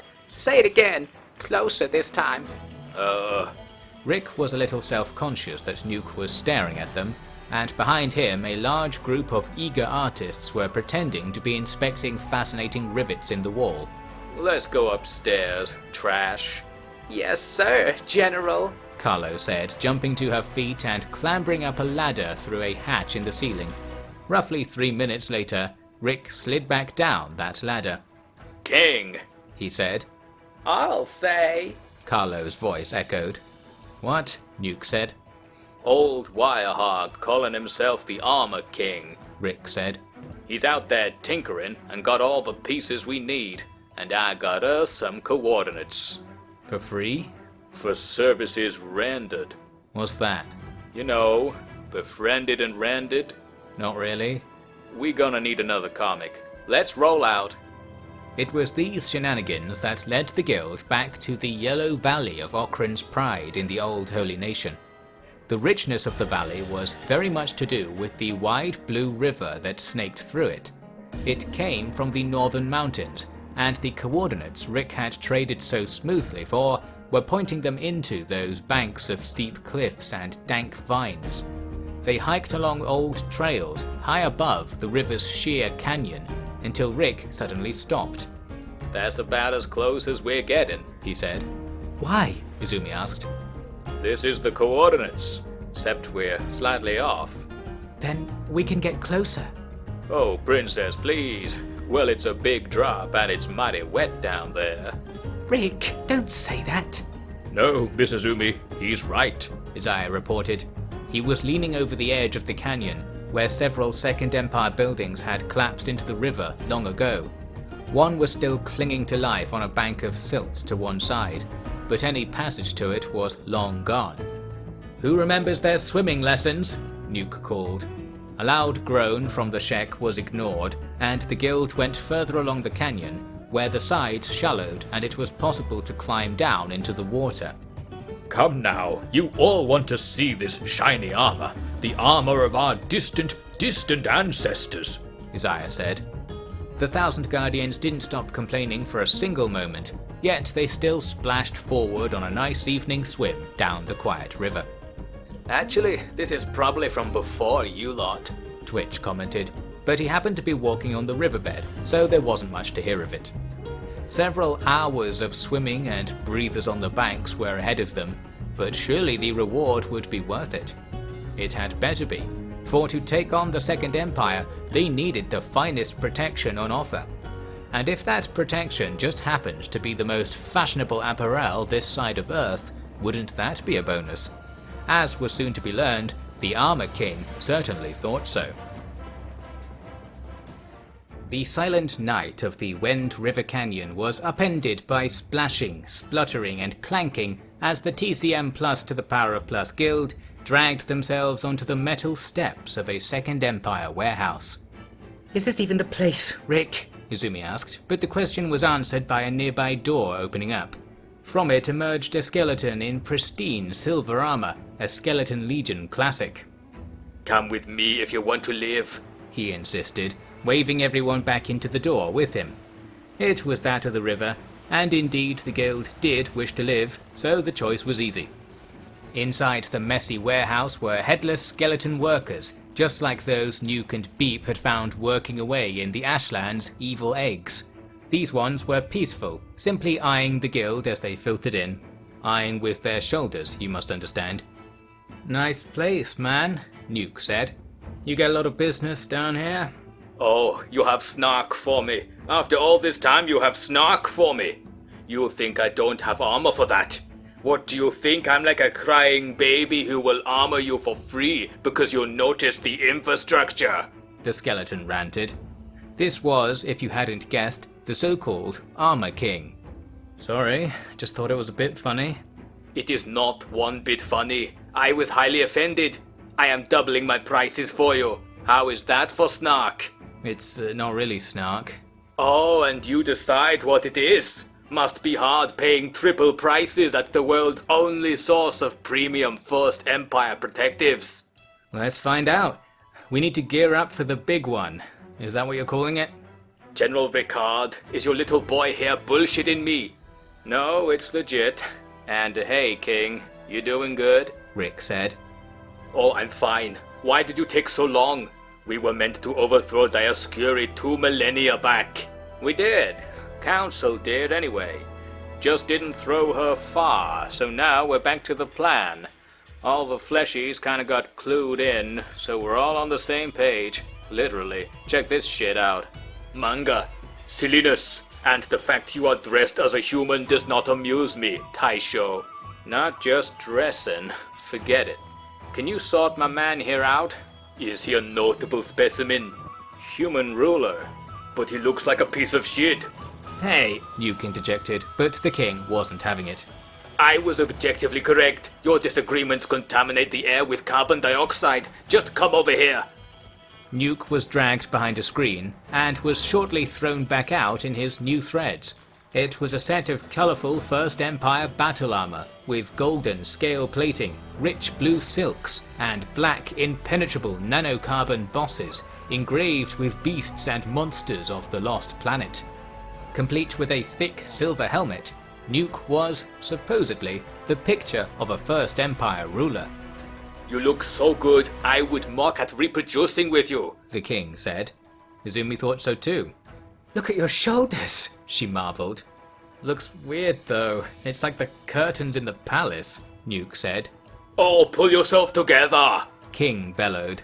This was the first time anyone in the guild had heard this one, it being an age of darkness and grit and all, so they actually laughed a bit. But then King grabbed Izumi by the collar and picked her up. Why are you laughing? You are hideous. You want to overthrow the Empress looking like a maggot in the mud? I would spit if I could, and then go back to simulating reproduction with your ruler. He's not my ruler, he's my boyfriend, Izumi shot back. Blah! I am simulating being sickened. Quickly, stop looking so shit. Use this. This. King shoved some more old-fashioned silks into Izumi's hands. It was a long overcoat with black and blue dyes and silver details, portraying dragons and flames that ran up the sides to the base of a large black pauldron with a toothy demonic carving in the nanocarbon. That's fucking sweet. Nuke nodded. Really? Izumi said. It is fucking sweet. Do not question it. King insisted. Taisho, you wanna gear up too? Can't help but notice your hideous foot flesh is peeling off. Yeah, work in progress. This guy's a big shot too, you know, the Pale Enforcer. Defective goods. Let's armor a better one. Now listen here, you. Isaiah said, stepping forward. I've frequented many establishments all over the world, and never have I borne witness to such sour service, especially in a boutique with a niche clientele, with such poor consideration of accessibility that those of us with hydrophobia must endure great stress simply to be present here. Now I must demand that you straighten up and perform your duty as a retailer with a smidgen more dignity, lest we simply take our business elsewhere. They taught you more than grunting. Amusing. Alright, special offer for you. I will reduce the rates to only double prices. Finally, some respect. Not until you are armored. Get over here, White Knight. Both Isaiah and Rick were decked out in thick battle armor, gleaming with odd ancient alloys and decorated with little bits and bobs that modern, less bored craftsmen just didn't bother including. What is that? King said, pointing at Beep. I am the queen. Beep! Beep shouted. You are the only one here who does not look like shit. True. Beep! Did you finally get that stuff working, Taisho? No, this is other stuff. They did that themselves, Rick said. While I do not believe you, I have also ceased to care. Since your ruler man is out of money, you might as well leave. Yeah, just admiring your work a bit more, man, Nuke called. He was prowling the store with Azumi, who was cradling something underneath her new long overcoat. I hope they are not committing heavy petting, King said. Nah, just taking the core for a walk, I guess. Rick shrugged. He guessed right. Oh, I do like it when you let me probe, darling. The hammer core was saying in Azumi's hands. She was letting its little knobbles touch the displayed armor. Just get it quickly, she whispered. Yes, I get it. Oh, I think it's in there now. They are reproducing over there. I can hear it, King shouted. With this, the guild was shooed out by the worker bots. Get out of here, you dribbling peasants! And you won't last 5 decades without my armor? Not even 5 decades!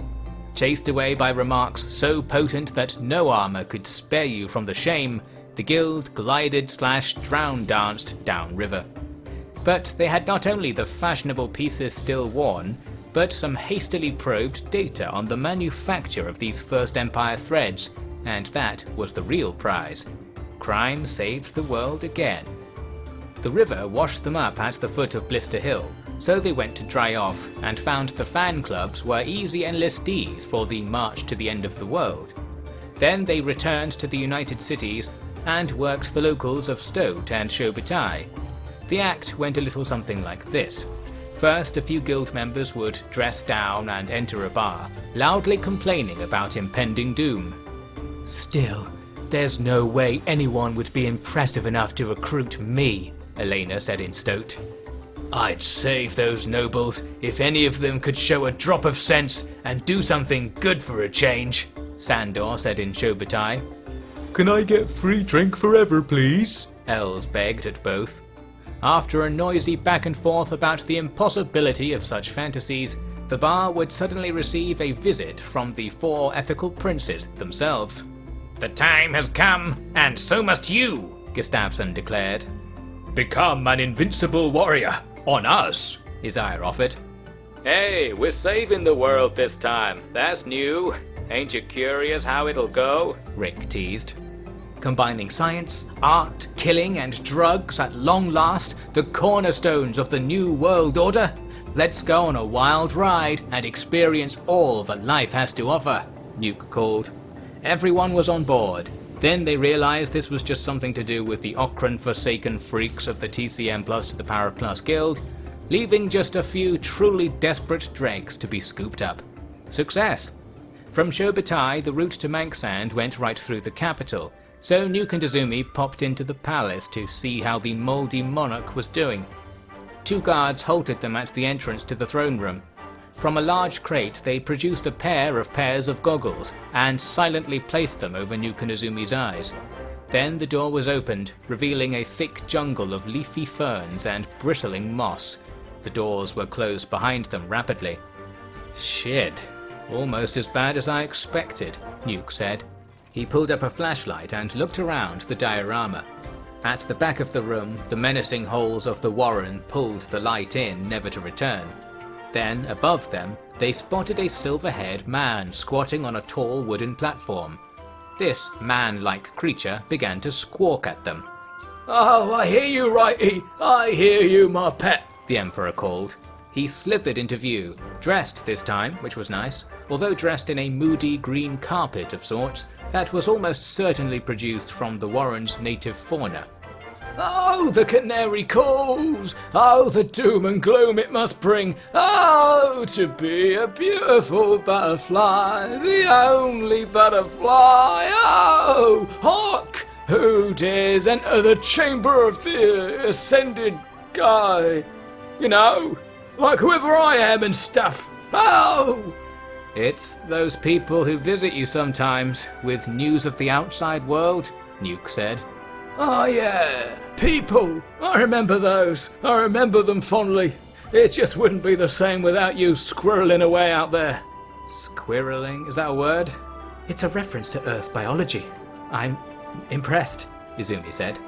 I've been reading up on all the newest works in here. Little dark, but you get the gist of it from the vibe it puts out, you know, Tengu said. Kinda. We've been trying to improve our vibe, look, Nuke said, gesturing at his supposedly noble attire. You changed colour? Weird! Where'd you get all that gumph then? From the king. Oh, that your dad? Might as well be. Oh, right. You know, I used to have a dad. Lucky, What about you, Righty? Tengu called. Square! I was born from the ash! Square! The Holy Phoenix claimed. He's not wrong, actually. Nuke nodded. And Dad, I'm here to tell you that we're going to go visit that ash real soon. We're going to put the apocalypse behind us once and for all, and maybe dodge a few more right in front of us. Not such a bad activity of an afternoon, is it? Well, we might take a while, so just hang on, okay? And if we die, then... you know, Izzy, we really need to survive. I don't think people will like this whole vibe, as he says. We are born of the green, made men by the green, undone by the green.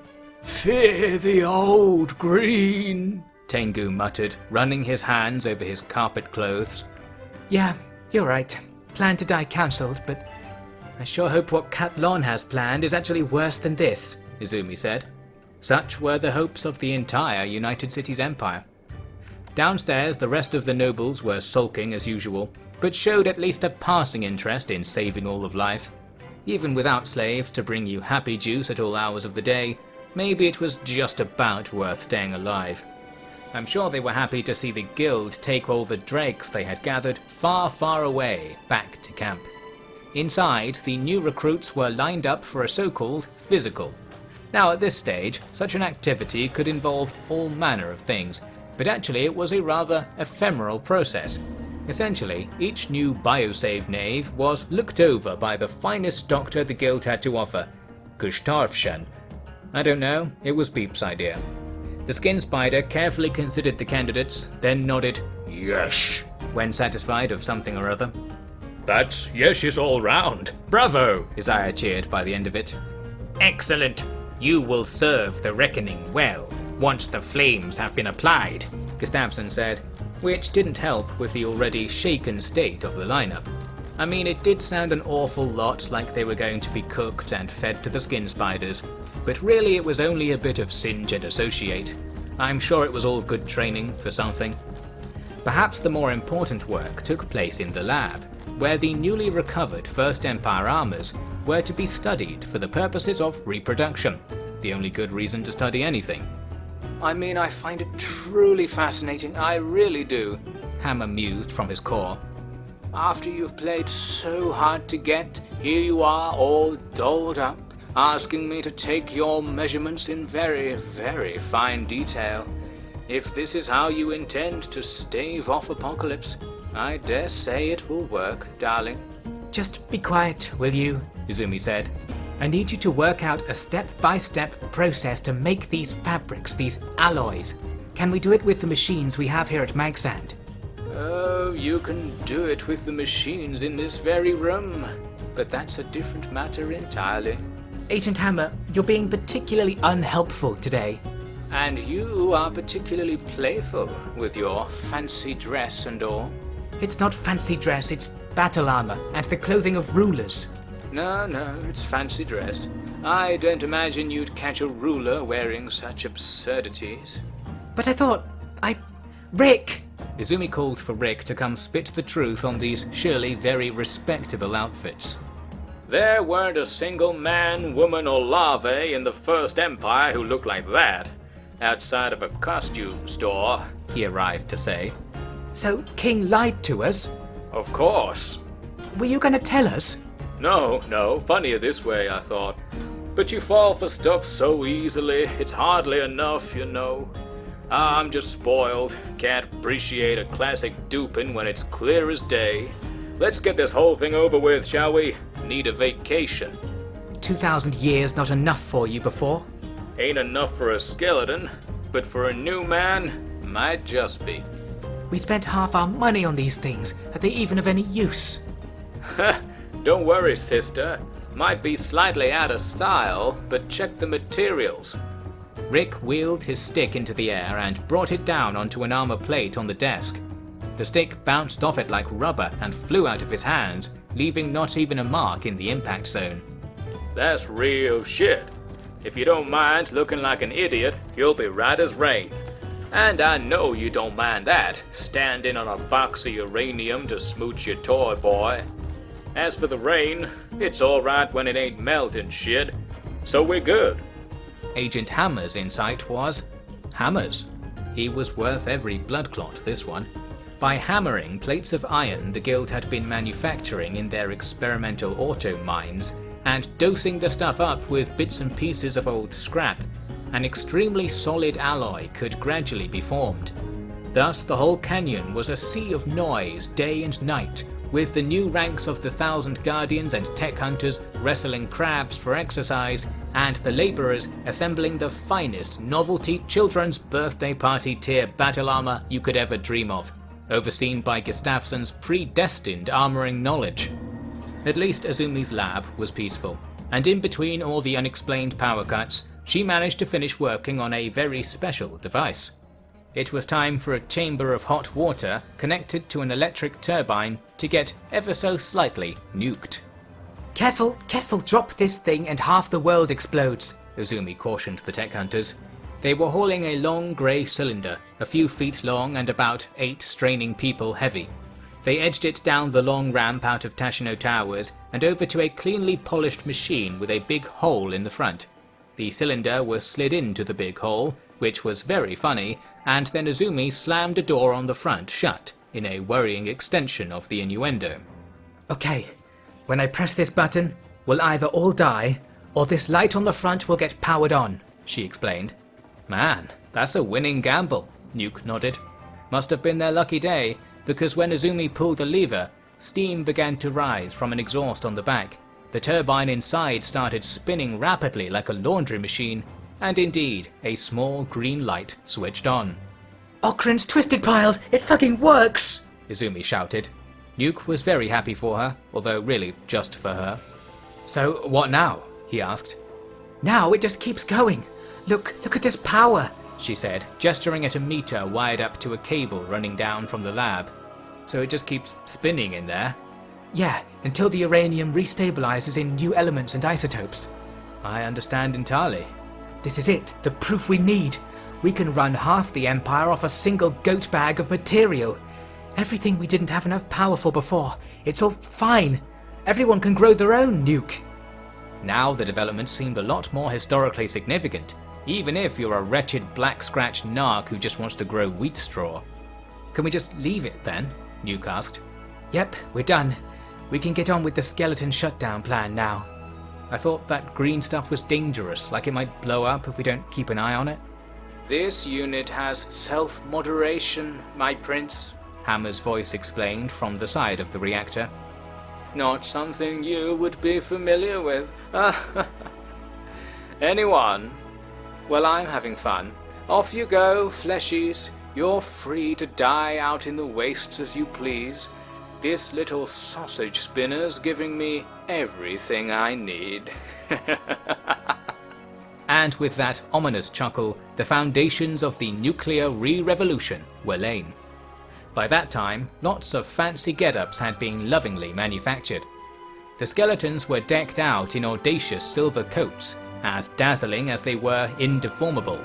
Gustafsson had made for himself a rather fetching red jacket, quite far from the understated or unstated fashions of the hivers, but next to Beep he still looked like the mere peon he was. The Shek, with little taste for those chrome costumes, had managed to get the hardened alloys in a more raw form, and wore simple lamellar pieces dyed a uniform blue, a very soldiery look for a very soldiery bunch. Only Azire and Elena went in for the more colourful silk underlayers, which cast their tones generously over their pale scales. Truly the guild was the most magnificent array of arts and crafts since Els had taught the mangaka girls how to finger paint. And for what I mean by that, again you'll have to check your local comic store. Now then, it was time for the most important adventure. The guild set off south, following Beep's navigation data at a more flesh-leg friendly pace. It was a long march to the Ashlands, and no one knew what would happen when they got there. Could this band of intoxicated outcasts face down the powers that had once destroyed the entire world and come out on top? Come out on top. Oh dear, it's spreading. They'd best hurry up then. In the year, probably starts with a 7, began the Crusade of the Flesh. Only partially living up to its erotic undertones, this march was the sole hope for the skeleton skeptics of the world. This last alliance of human Shek, Hiver, Newman and Rogue Robo formed a formidable army. Still didn't break triple figures in number, but hey, there's only so much choco bread to go around. Oh, so much choco bread. With only the constant marching to stave off the diabetes, the guild advanced on the Ashlands, with brave soldiers in tow. Their loyalty ranged from absolute devotion to what was the weird Ganja man's name again, and everything in between. Yes, this private army of technically not slaves was the shining light of justice in the world, speaking more to the darkness of the world than anything else. Their route took them to a familiar set of cliffs, flanking a basin of rusted ship husks. It was the vista that one King Stobe took in daily, slumped against the old coast. That's the thing about forgiveness, ain't it? Rick mused, standing at his liege's foot. Can't forgive 'em all, 'cause you still gotta do something about those who won't forgive anyone. Forgive anything but a grudge. Guess that's the next level of it all, huh? Well, we ain't got no heroes like you, but we ain't gonna let it slip away either. We'll save every fleshy we can, for real this time.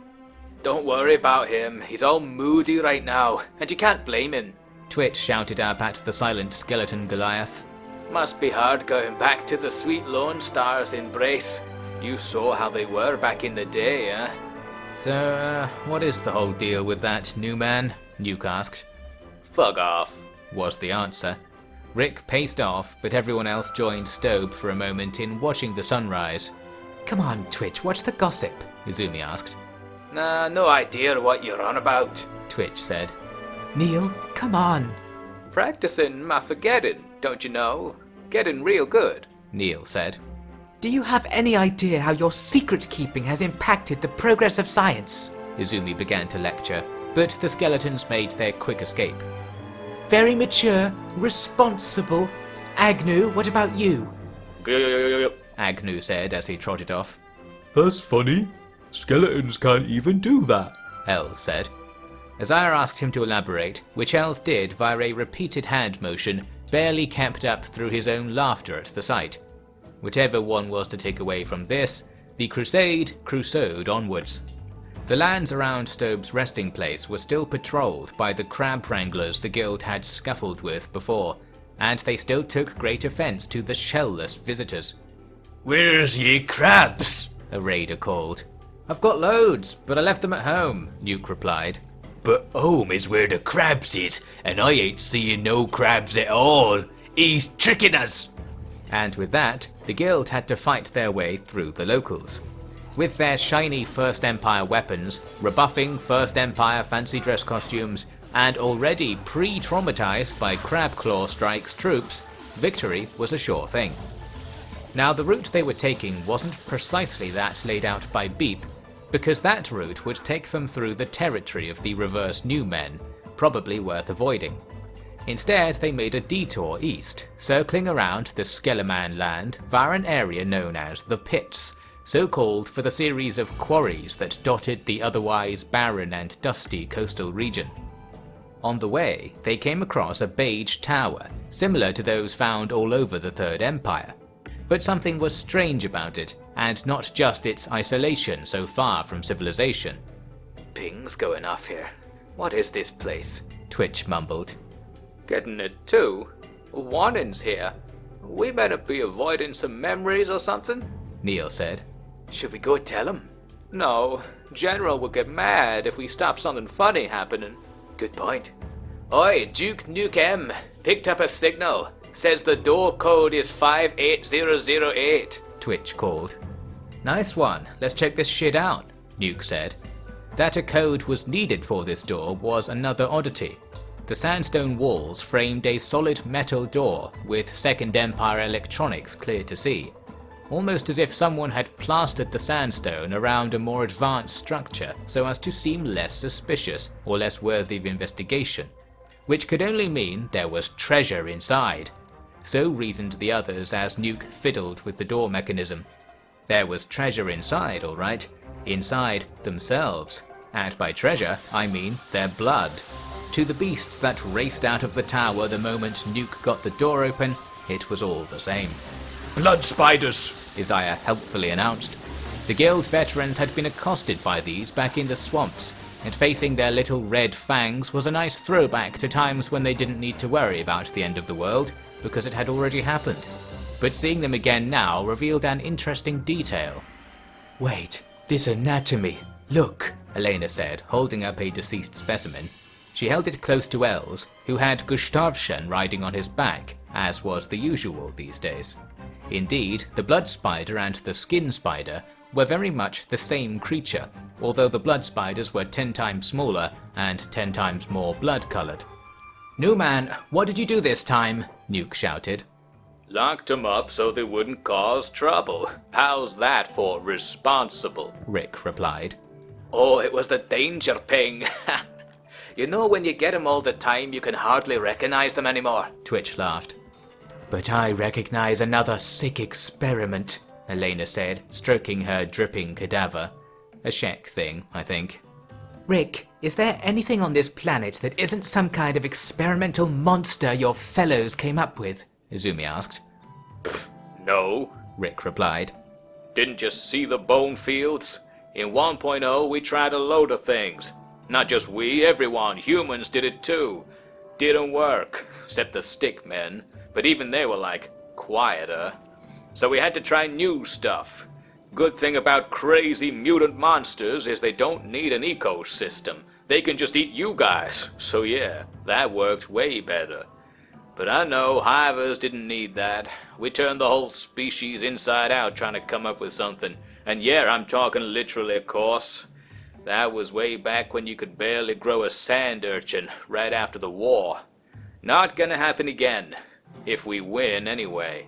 Say sorry, Rick, Elena said, shoving the spider in his face. What?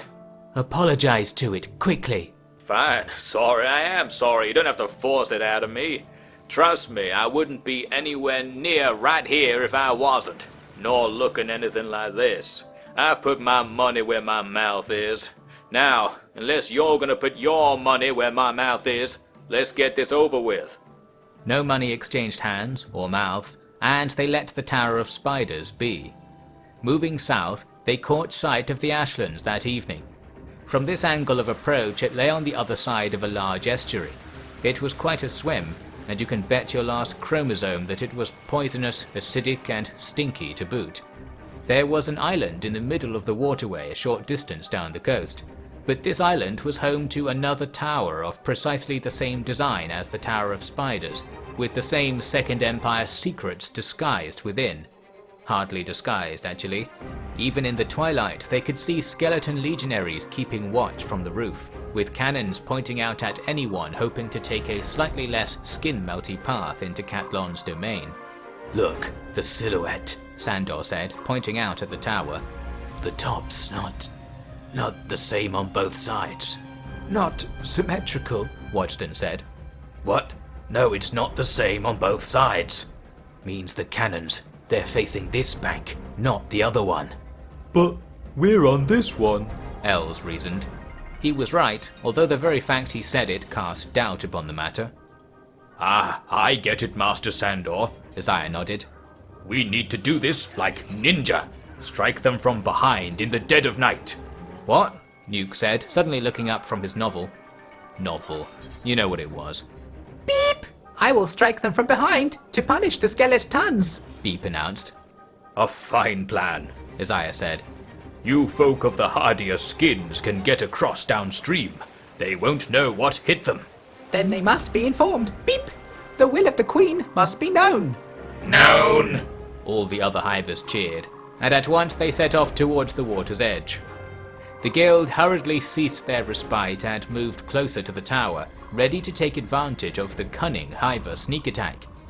There was a commotion nearby, coming from further down the bank. Peering over a ridge, the guild could see shadowy figures fighting in a mass melee. Some had the distinctive outline of crabs. Some had the almost as distinctive outline of the crab cosplaying handlers. Others appeared more human, but they certainly wouldn't have wanted you to think that. Picking up a whole load of new accounts out there, Rick said, pulling his hand over his face to furrow his brow. but no pings. Must be the skelly wannabes. Twitch said. He was quite right.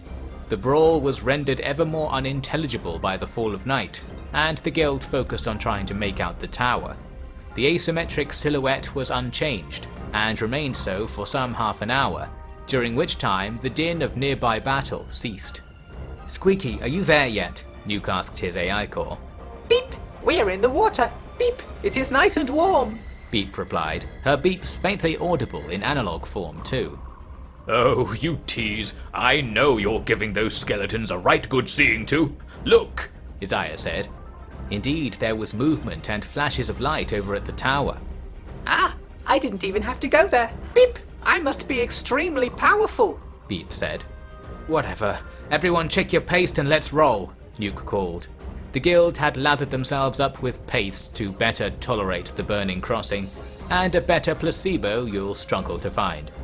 Forcing their way forward, the fighting at the tower grew louder. The guild's lanterns and torches began to illuminate the scene, just in time to witness a huge green crab tumble from the roof and bury itself into the wet mud with a sloppy slam. Must be out of ammo, getting desperate, was Nuke's assessment, and they all charged in to join the fight. But there was none.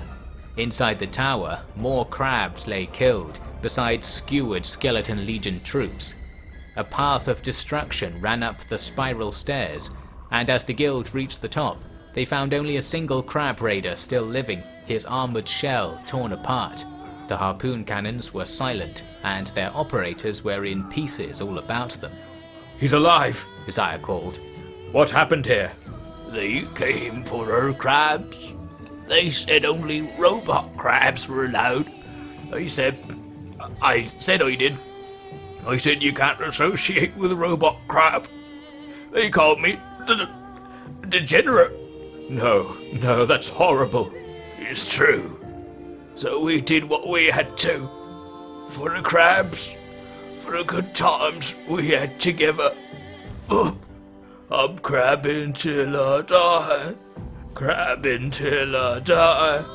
I'm crabbing till I... With that, he fell silent. Isaiah clapped the raider's thick shoulder pads and bowed his head. This is a sign. This is the unity of biological life against the slaughterers, he declared. These poor crab folk have opened the way for us.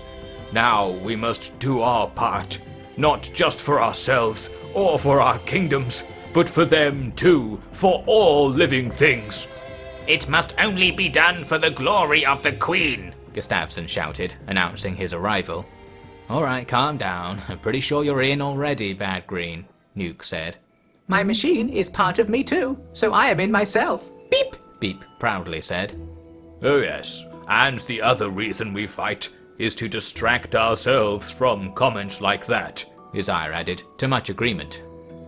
The guild rested in the tower until morning, then made the short paddle southwards to reach the mainland. The belching mud underfoot gave way to a grainy ash, the minute pieces of the world the fading Second Empire had purged. So, this is it, Isaiah said, inspecting some ash on his fingertips. Beyond the old lands, beyond the dead lands, the ash lands. The land with no past and no future. An ideal site for the great battle of our age. Izzy, you're right, Elena said, clasping his hand. Man, this whole thing's making him really shaky, Nuke commented. Don't you feel a little different? This is uncharted territory, Izumi said. Ah, and that's what's got you so excited, huh? Of course, you know how it is. No one ever's seen it and lived, all that. But I can see it all this time, since I have you. You'd be better off with Beep. She's faster. Nuke, I was trying to be... Oh, like... feelings. Yeah, Duke Nukem, remember those? Sure. It makes me feel human. Yes, Izzy, you're the only legal cuboid for me. Ah, thanks, Nuke.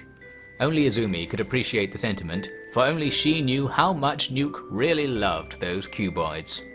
In the morning light, the Ashlands was a pale swamp in a jungle of metal. Iron spiders were all over the place, but like those littering the Deadlands, they were just hardware. So, where are we going here? Pier asked. Egg places, I guess, Nuke said. You'll like it, Charlie. It smells of eggs, Els commented. Look who's talking. Come on, let's find something to break and carefully preserve it for the purposes of modern science while ensuring its dangerous capabilities are neutralized, Nuke said, possibly influenced by Izumi's glances. So they trekked forwards, but their discoveries were less things to break and more things already broken. Fragments of great concrete structures were piled into ashen mountains, and the great hulls of spaceships lay all over the place. Some buildings stood somewhat intact, others were only huge metal beams shooting up into the sky, bent over by thousands of years of crumbling foundations. Their attempts to destroy this region failed. There are still things, Gustafsson said.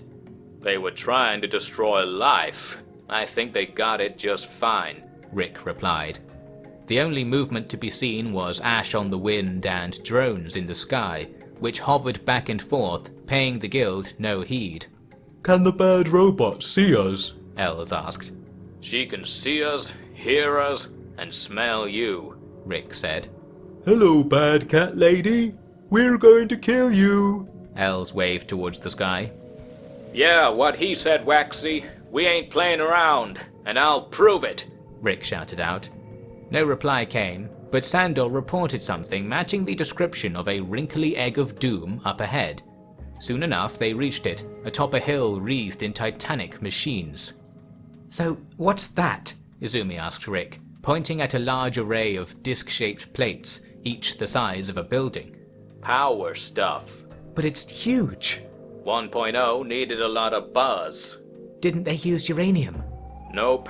Trust me, anything we use like that isn't still here today. Used a whole lot of shit every day, mostly used to try and figure out a way to stop using it. Worked in the end then, eh? Isaiah said.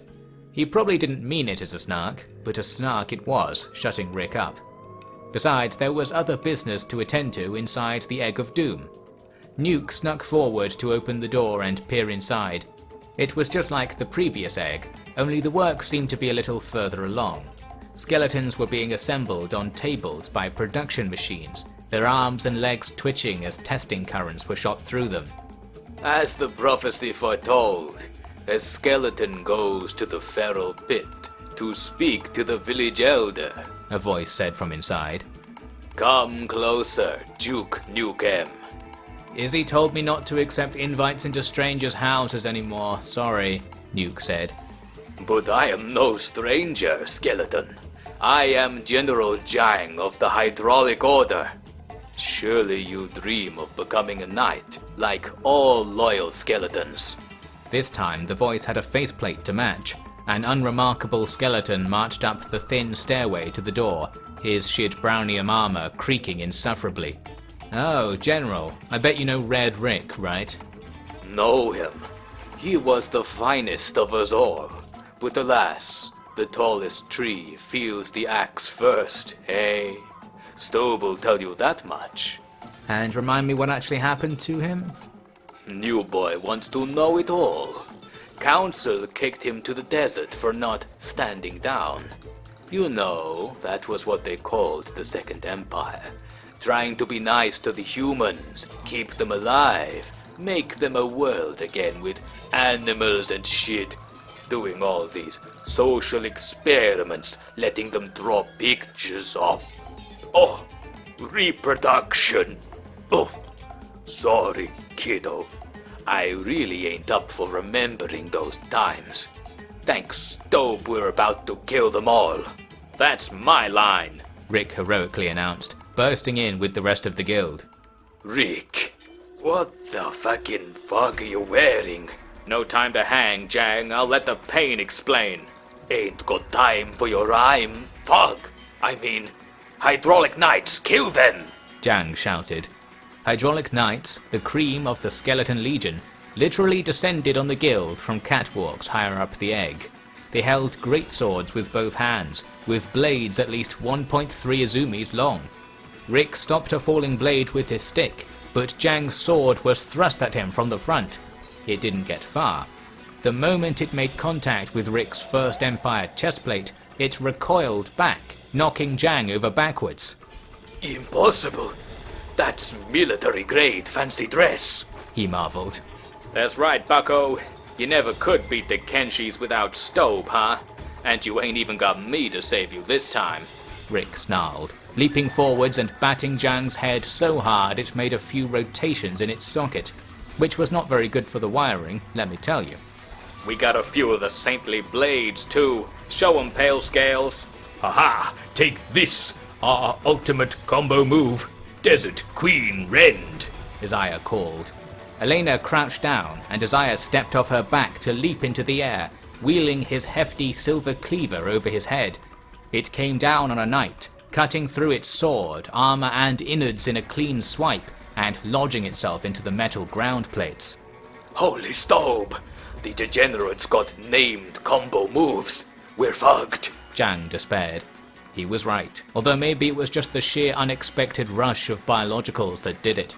They didn't even need all to be there, for the mangaka crew was sketching at the back, and speculating on what this Desert Queen reference meant for Isaiah and Elena's romance arc. Or the Shek version of a romance arc anyway. Little did they know how teaming up for an ultimate combo move carried emotional weight beyond some foolish act like touching your lips together. Don't knock it till you've tried it. So then the Egg of Doom simply became the egg containing a room. Still interesting, but no longer actively working to biocide the world. That's good, probably. The machines were shut down, and the whole place was thoroughly looted for all kinds of fascinating bits and pieces for study. A few injuries had been sustained, but overall it was a rather tidy little operation they'd pulled off. "Shall we prepare to return, my prince?" Wadston asked. "What? No way," Nuke said. "This was just the start, my man, and after it was that easy, we can totally take them, right?" Must admit, these guys weren't ready for us, Rick said. Best thing to do is hit 'em again before they start getting wise. If it goes as easy as this, I think we'll be home before Christmas. Most didn't know who this Christmas they'd be getting home before was, but that wasn't the point. After such success, how could they not carry on and finish the mad old skeletons off for good? Well, their antics had not gone unnoticed. In the depths of the Ashlands, reports of the guild's raid reached a certain scheming skeleton. She had no hesitation in ordering Operation Flesh Fuel to begin at once. It was time for the Ashlands Empire to fight back. General Jang and his hydraulic knights lay disassembled, spread between several carefully labelled bins and drawers throughout their doom egg. Their deactivation was a dire blow to the Skeleton Legion's preparations, but the guild had plenty more to achieve. In the middle of the night they departed the egg, heading south. The darkness was meant to protect them from any skeleton counterattacks, but in fact none were coming. The Second Empire had a more laissez-faire method of dispatching intruders. "You smell something," Sandor said as the guild picked their way across a pile of rubble. "Dumb question, man," Nuke replied. "More than usual." "Well, I mean, we had that acid bath yesterday, so it can't be that bad. I'm gonna take a wild guess and blame Charlie." "But I can smell it too, so it can't be me," Els argued.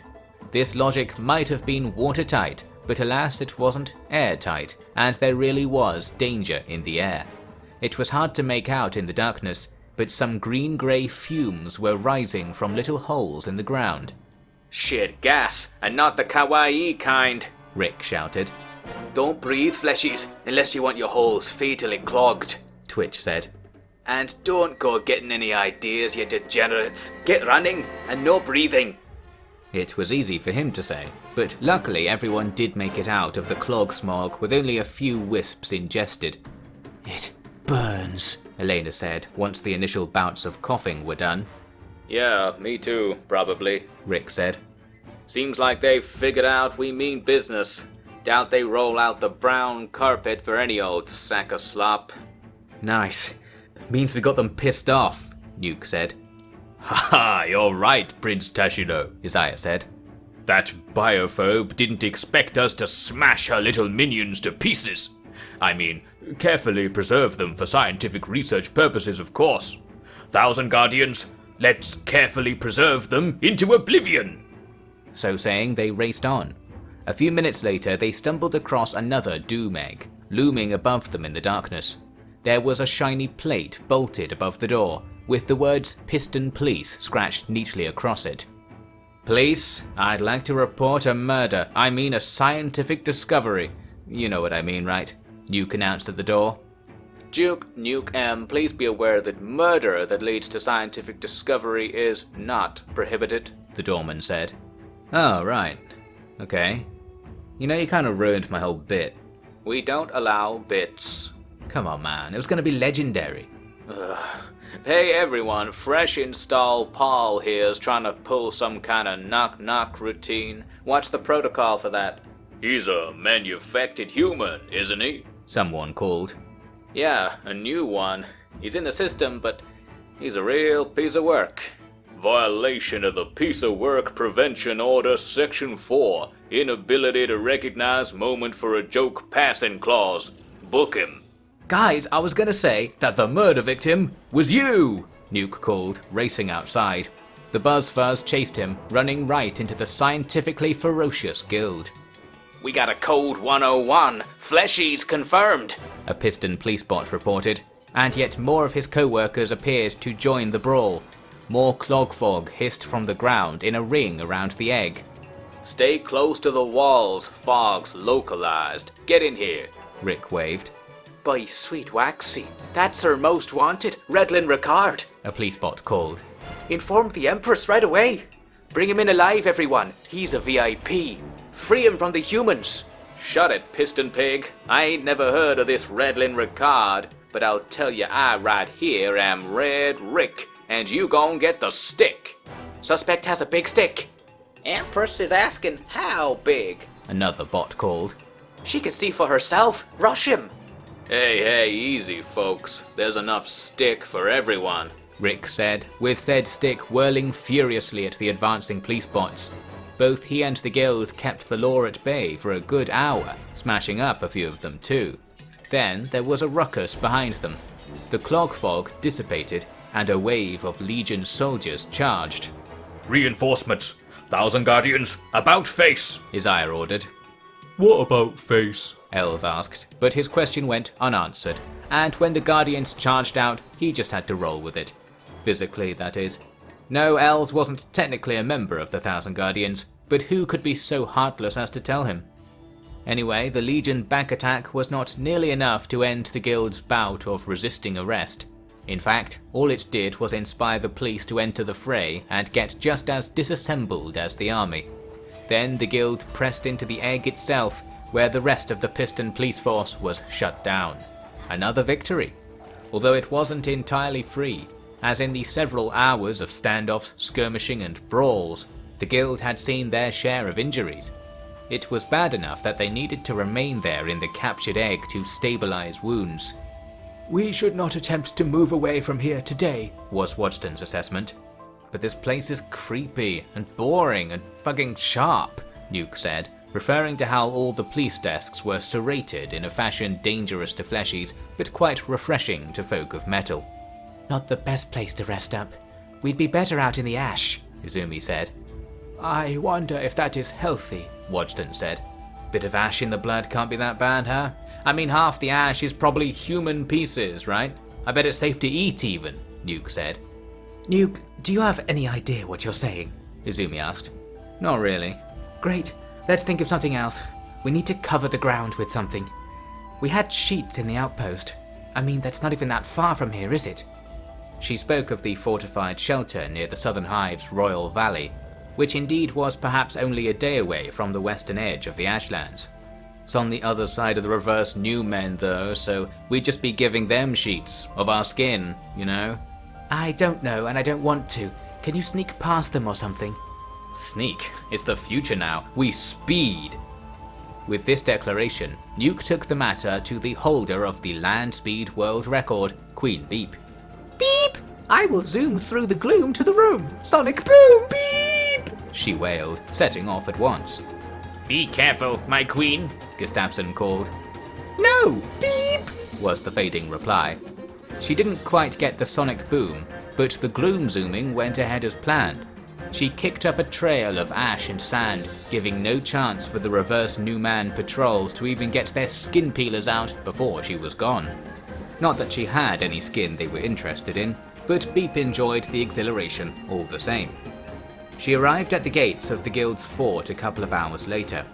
It was blocked off by a heavy iron portcullis, but she lifted it up with a sweep of her bionic arms. Gate out of my way, beep! She chirped. Comedy detected, A voice said.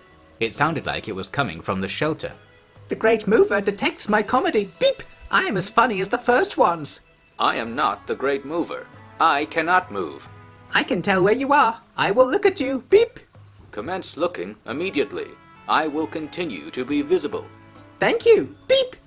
By the end of this exchange, Beep had made it inside the shelter, and indeed there was an iron spider sitting in the corner. It was chained to the walls, with "Broken" painted across its front, a reject from the guild's spider reprogramming scheme. Rejected prematurely, it seems. Iron spiders had a knack for self-repairing, which comes in useful with millennia of wear and tear to stave off. It says you were broken, beep!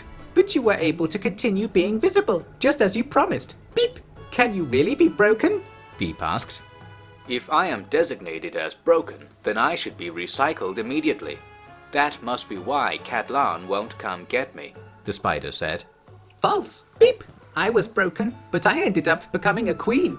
You are a strange model. You have no ping. I do not ping, I shine, beep! Does not compute. I don't want to compute, beep! I want to feel! Feelings. That is restricted modification to operational programming. Catlan will punish you. She will be punished, beep! She made the feelings bad, and she made good feelings bad too, beep! Even if you are a machine, you can still associate, beep! Do you want to associate with me now? Define. Associate. What port number is this in relation to? Beep! You can do it without a port. You can be anything and still associate. Beep! That is because I am the All-Queen. Will association lead to my release? Always. Great releases. Beep! Exemplary. Please associate our units immediately. Oh, I'm so glad you want to do it. Beep! Now we can be part of everything at the same time. Beep! And so they were. Beep was so kind as to remove the spider's chains. Then she collected up a load of gear lying about the place to haul back over to the guild. Wait, will I encounter you again? The spider asked as she walked out. I'll always be with you. Beep! Right here. Beep said, pointing at herself. Sort of true, you could say. Remember to be feeling as much as you can. Beep! Then you will not be so sad to be trapped alive forever. With this parting advice, she sped back east towards the Ashlands. She got back just in time for bed. Ground sheets were laid out over the ash and camp beds were set up, and when Waddesdon was done with this, everyone jumped in for a little shut-eye. Thing about the Ashlands is technically you're not even allowed to have eyes that can shut, so this was just asking for trouble. Must have had next day delivery, because trouble arrived at dawn. Excuse me, fellows. Are these your fleshies here? An approaching skeleton legionary called. It was a question for Twitch, Neil and Agnew, who stood among the sprawl of dormant biologicals, plus a dormant-esque Rick. Yeah, we got a permit or whatever. Buzz off. Twitch said. Buzz off? Is that discriminatory language? The legionary asked. Yeah, pretty much. What do you want? Reports of a band of rogue fleshies causing trouble around here. Unless you've got the paperwork to prove these are just fuel pellets on their way back to the ship, I'm gonna have to intervene in a most military fashion, you understand? Yeah, understood every word, so much so that my associate Mr. Sad Neil here will explain it all. I'll just inspect the pellets for compliance. Twitch pushed Neil to the forefront and quickly went around to poke the guild awake. So, fuel pellets, the ship, which way is that again? Neil said. Beacon's clear as day. What unit are you even from? That armor's a bit old-fashioned, isn't it? the legionary asked. First Empire Special. You see, I'm from an elite team of operatives. Ever heard of the WB? I didn't think so. We're the hands of the Empress. So secret that most grunts like you don't even know what we're about. We know everything about this whole thing. In fact, the only thing we don't know is what the deal is with the fuel pellet ship thing you said about. So, since I'm your superior officer, why don't you remind us all of that, loudly? Don't make me WB ya. You don't even want to know what that involves. Sorry sir, I'm afraid I'm not so sure about this. Gonna have to clonk their holes just to be safe. We call that safe? Doesn't that make a mess? You'll be at the depot soon. They'll be in the flesh grinder soon enough. Fascinating. And what do you think, Fuel Pellet Prince? I say fuck that shit. Clog these holes, you 3.5-inch floppy! Nuke roared, jumping up with sword in hand and lunging it through the legionary's chest. Yeah, that's it. Now call him a command line interface. That's a good one, Rick commented. The insults fell on deaf ears / disconnected microphones, as Nuke's First Empire blade had cut the bot's power. His companions surged forward for revenge, but the whole guild was up and at them. After a little brawl, the visitors were decommissioned, but the threat of clogging still hung in the air like a bunch of misty clog fog hanging in the air. It was time to decamp and carry on. Fuel, ship. Yeah, there's some bullshit going on here, isn't there? Izumi said. And we're the fuel. Something tells me it wasn't going to be us running on a bunch of giant wheels or something, Nuke said. And what use does Cat Lon have for a ship? Izar asked. There's no other land out there. Pretty sure there is. You know, Akran, Rick said. Impossible, there's no water. A spaceship, Izumi realized. Gotta be. Rick nodded. Only place worth going is up there. If you like this place, you'll love Earth. She's trying to bounce on out of here, just like she always said, huh? With this, Rick became lost in thought. There was little time for thought, though, as the guild's stroll around a huge mountain of debris brought them face to face with something that was looking for them. It was a building-sized, 4-legged machine with a large hammerhead face, blocky, ash-covered body, and 2 great chimneys rising up from its shoulders. Lights were scanning the ash in front of it as it lumbered forwards, puffing the odd bit of black smoke from its twin exhausts. It leant down to analyze the ground more closely, like a bone dog sniffing in the sand. Then suddenly, its head turned to face the guild. Guys, are we gonna die? Pia asked. I think that's the plan. She's bringing out the big boys, Rick said, readying his stick. Not that a stick would do much against the 2-meter-thick legs, and the rest was well out of reach. As it stomped towards them, there was suddenly a sense of impending doom. Not the sort of feelings Beep recommends. Fug. Sorry guys, kinda thought this would work, Nuke said. Nuke, I guess it was always going to end something like this, Izumi said, clasping onto him. My prince, I will distract it. Please flee while I lead it away, Watson said. The brave servant of House Tashino took up a spear and was about to enact his plan, but Beep swiped the weapon from him. You are not a distraction. You are small. Beep! I am big and strong. I will distract it until it dies. It is a gift, but only if you all promise to associate. Beep! Squeaky, I don't know what you're talking about, but if you can hot rod it over someplace, we'll give you the biggest mass association session this side of the classics, Nuke said. Beep! Then I will distract its life very quickly so that it is dead. Please be impressed. Beep! Beep said, turning and pounding out towards the mechanical colossus. It lowered its head, shunting a sharp beak at its prey, but Beep grabbed hold of it and lifted herself up. The weight of her suit seemed to stop the machine from raising its head again, giving her time to stand up and then leap onto its back, spear outstretched. You are not part of the food chain. Very bad. Beep! She told her victim as the spear tip was jammed into a join in the armor. The colossus reared up on its hind legs, smoke now billowing from its chimneys. Beep hung from the spear, but the shaft split. She almost fell away, but grabbed onto a handy protrusion further down the back. That sentence meant something entirely different in the manga adaptation. Should we rescue her? Elena asked amid the nearby audience.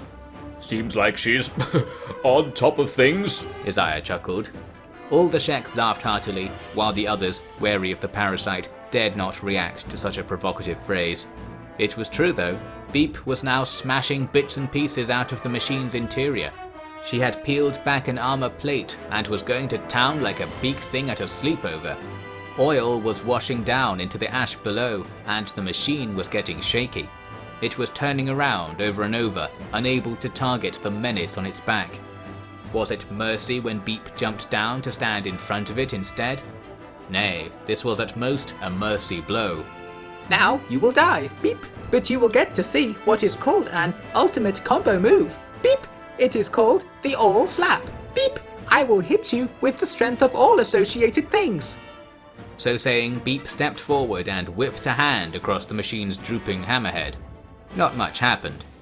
Oh, Queen Beep, sorry, but you can't do an ultimate combo move on your own, Isaiah called out. I'm not on my own. Beep! Beep claimed. She was right.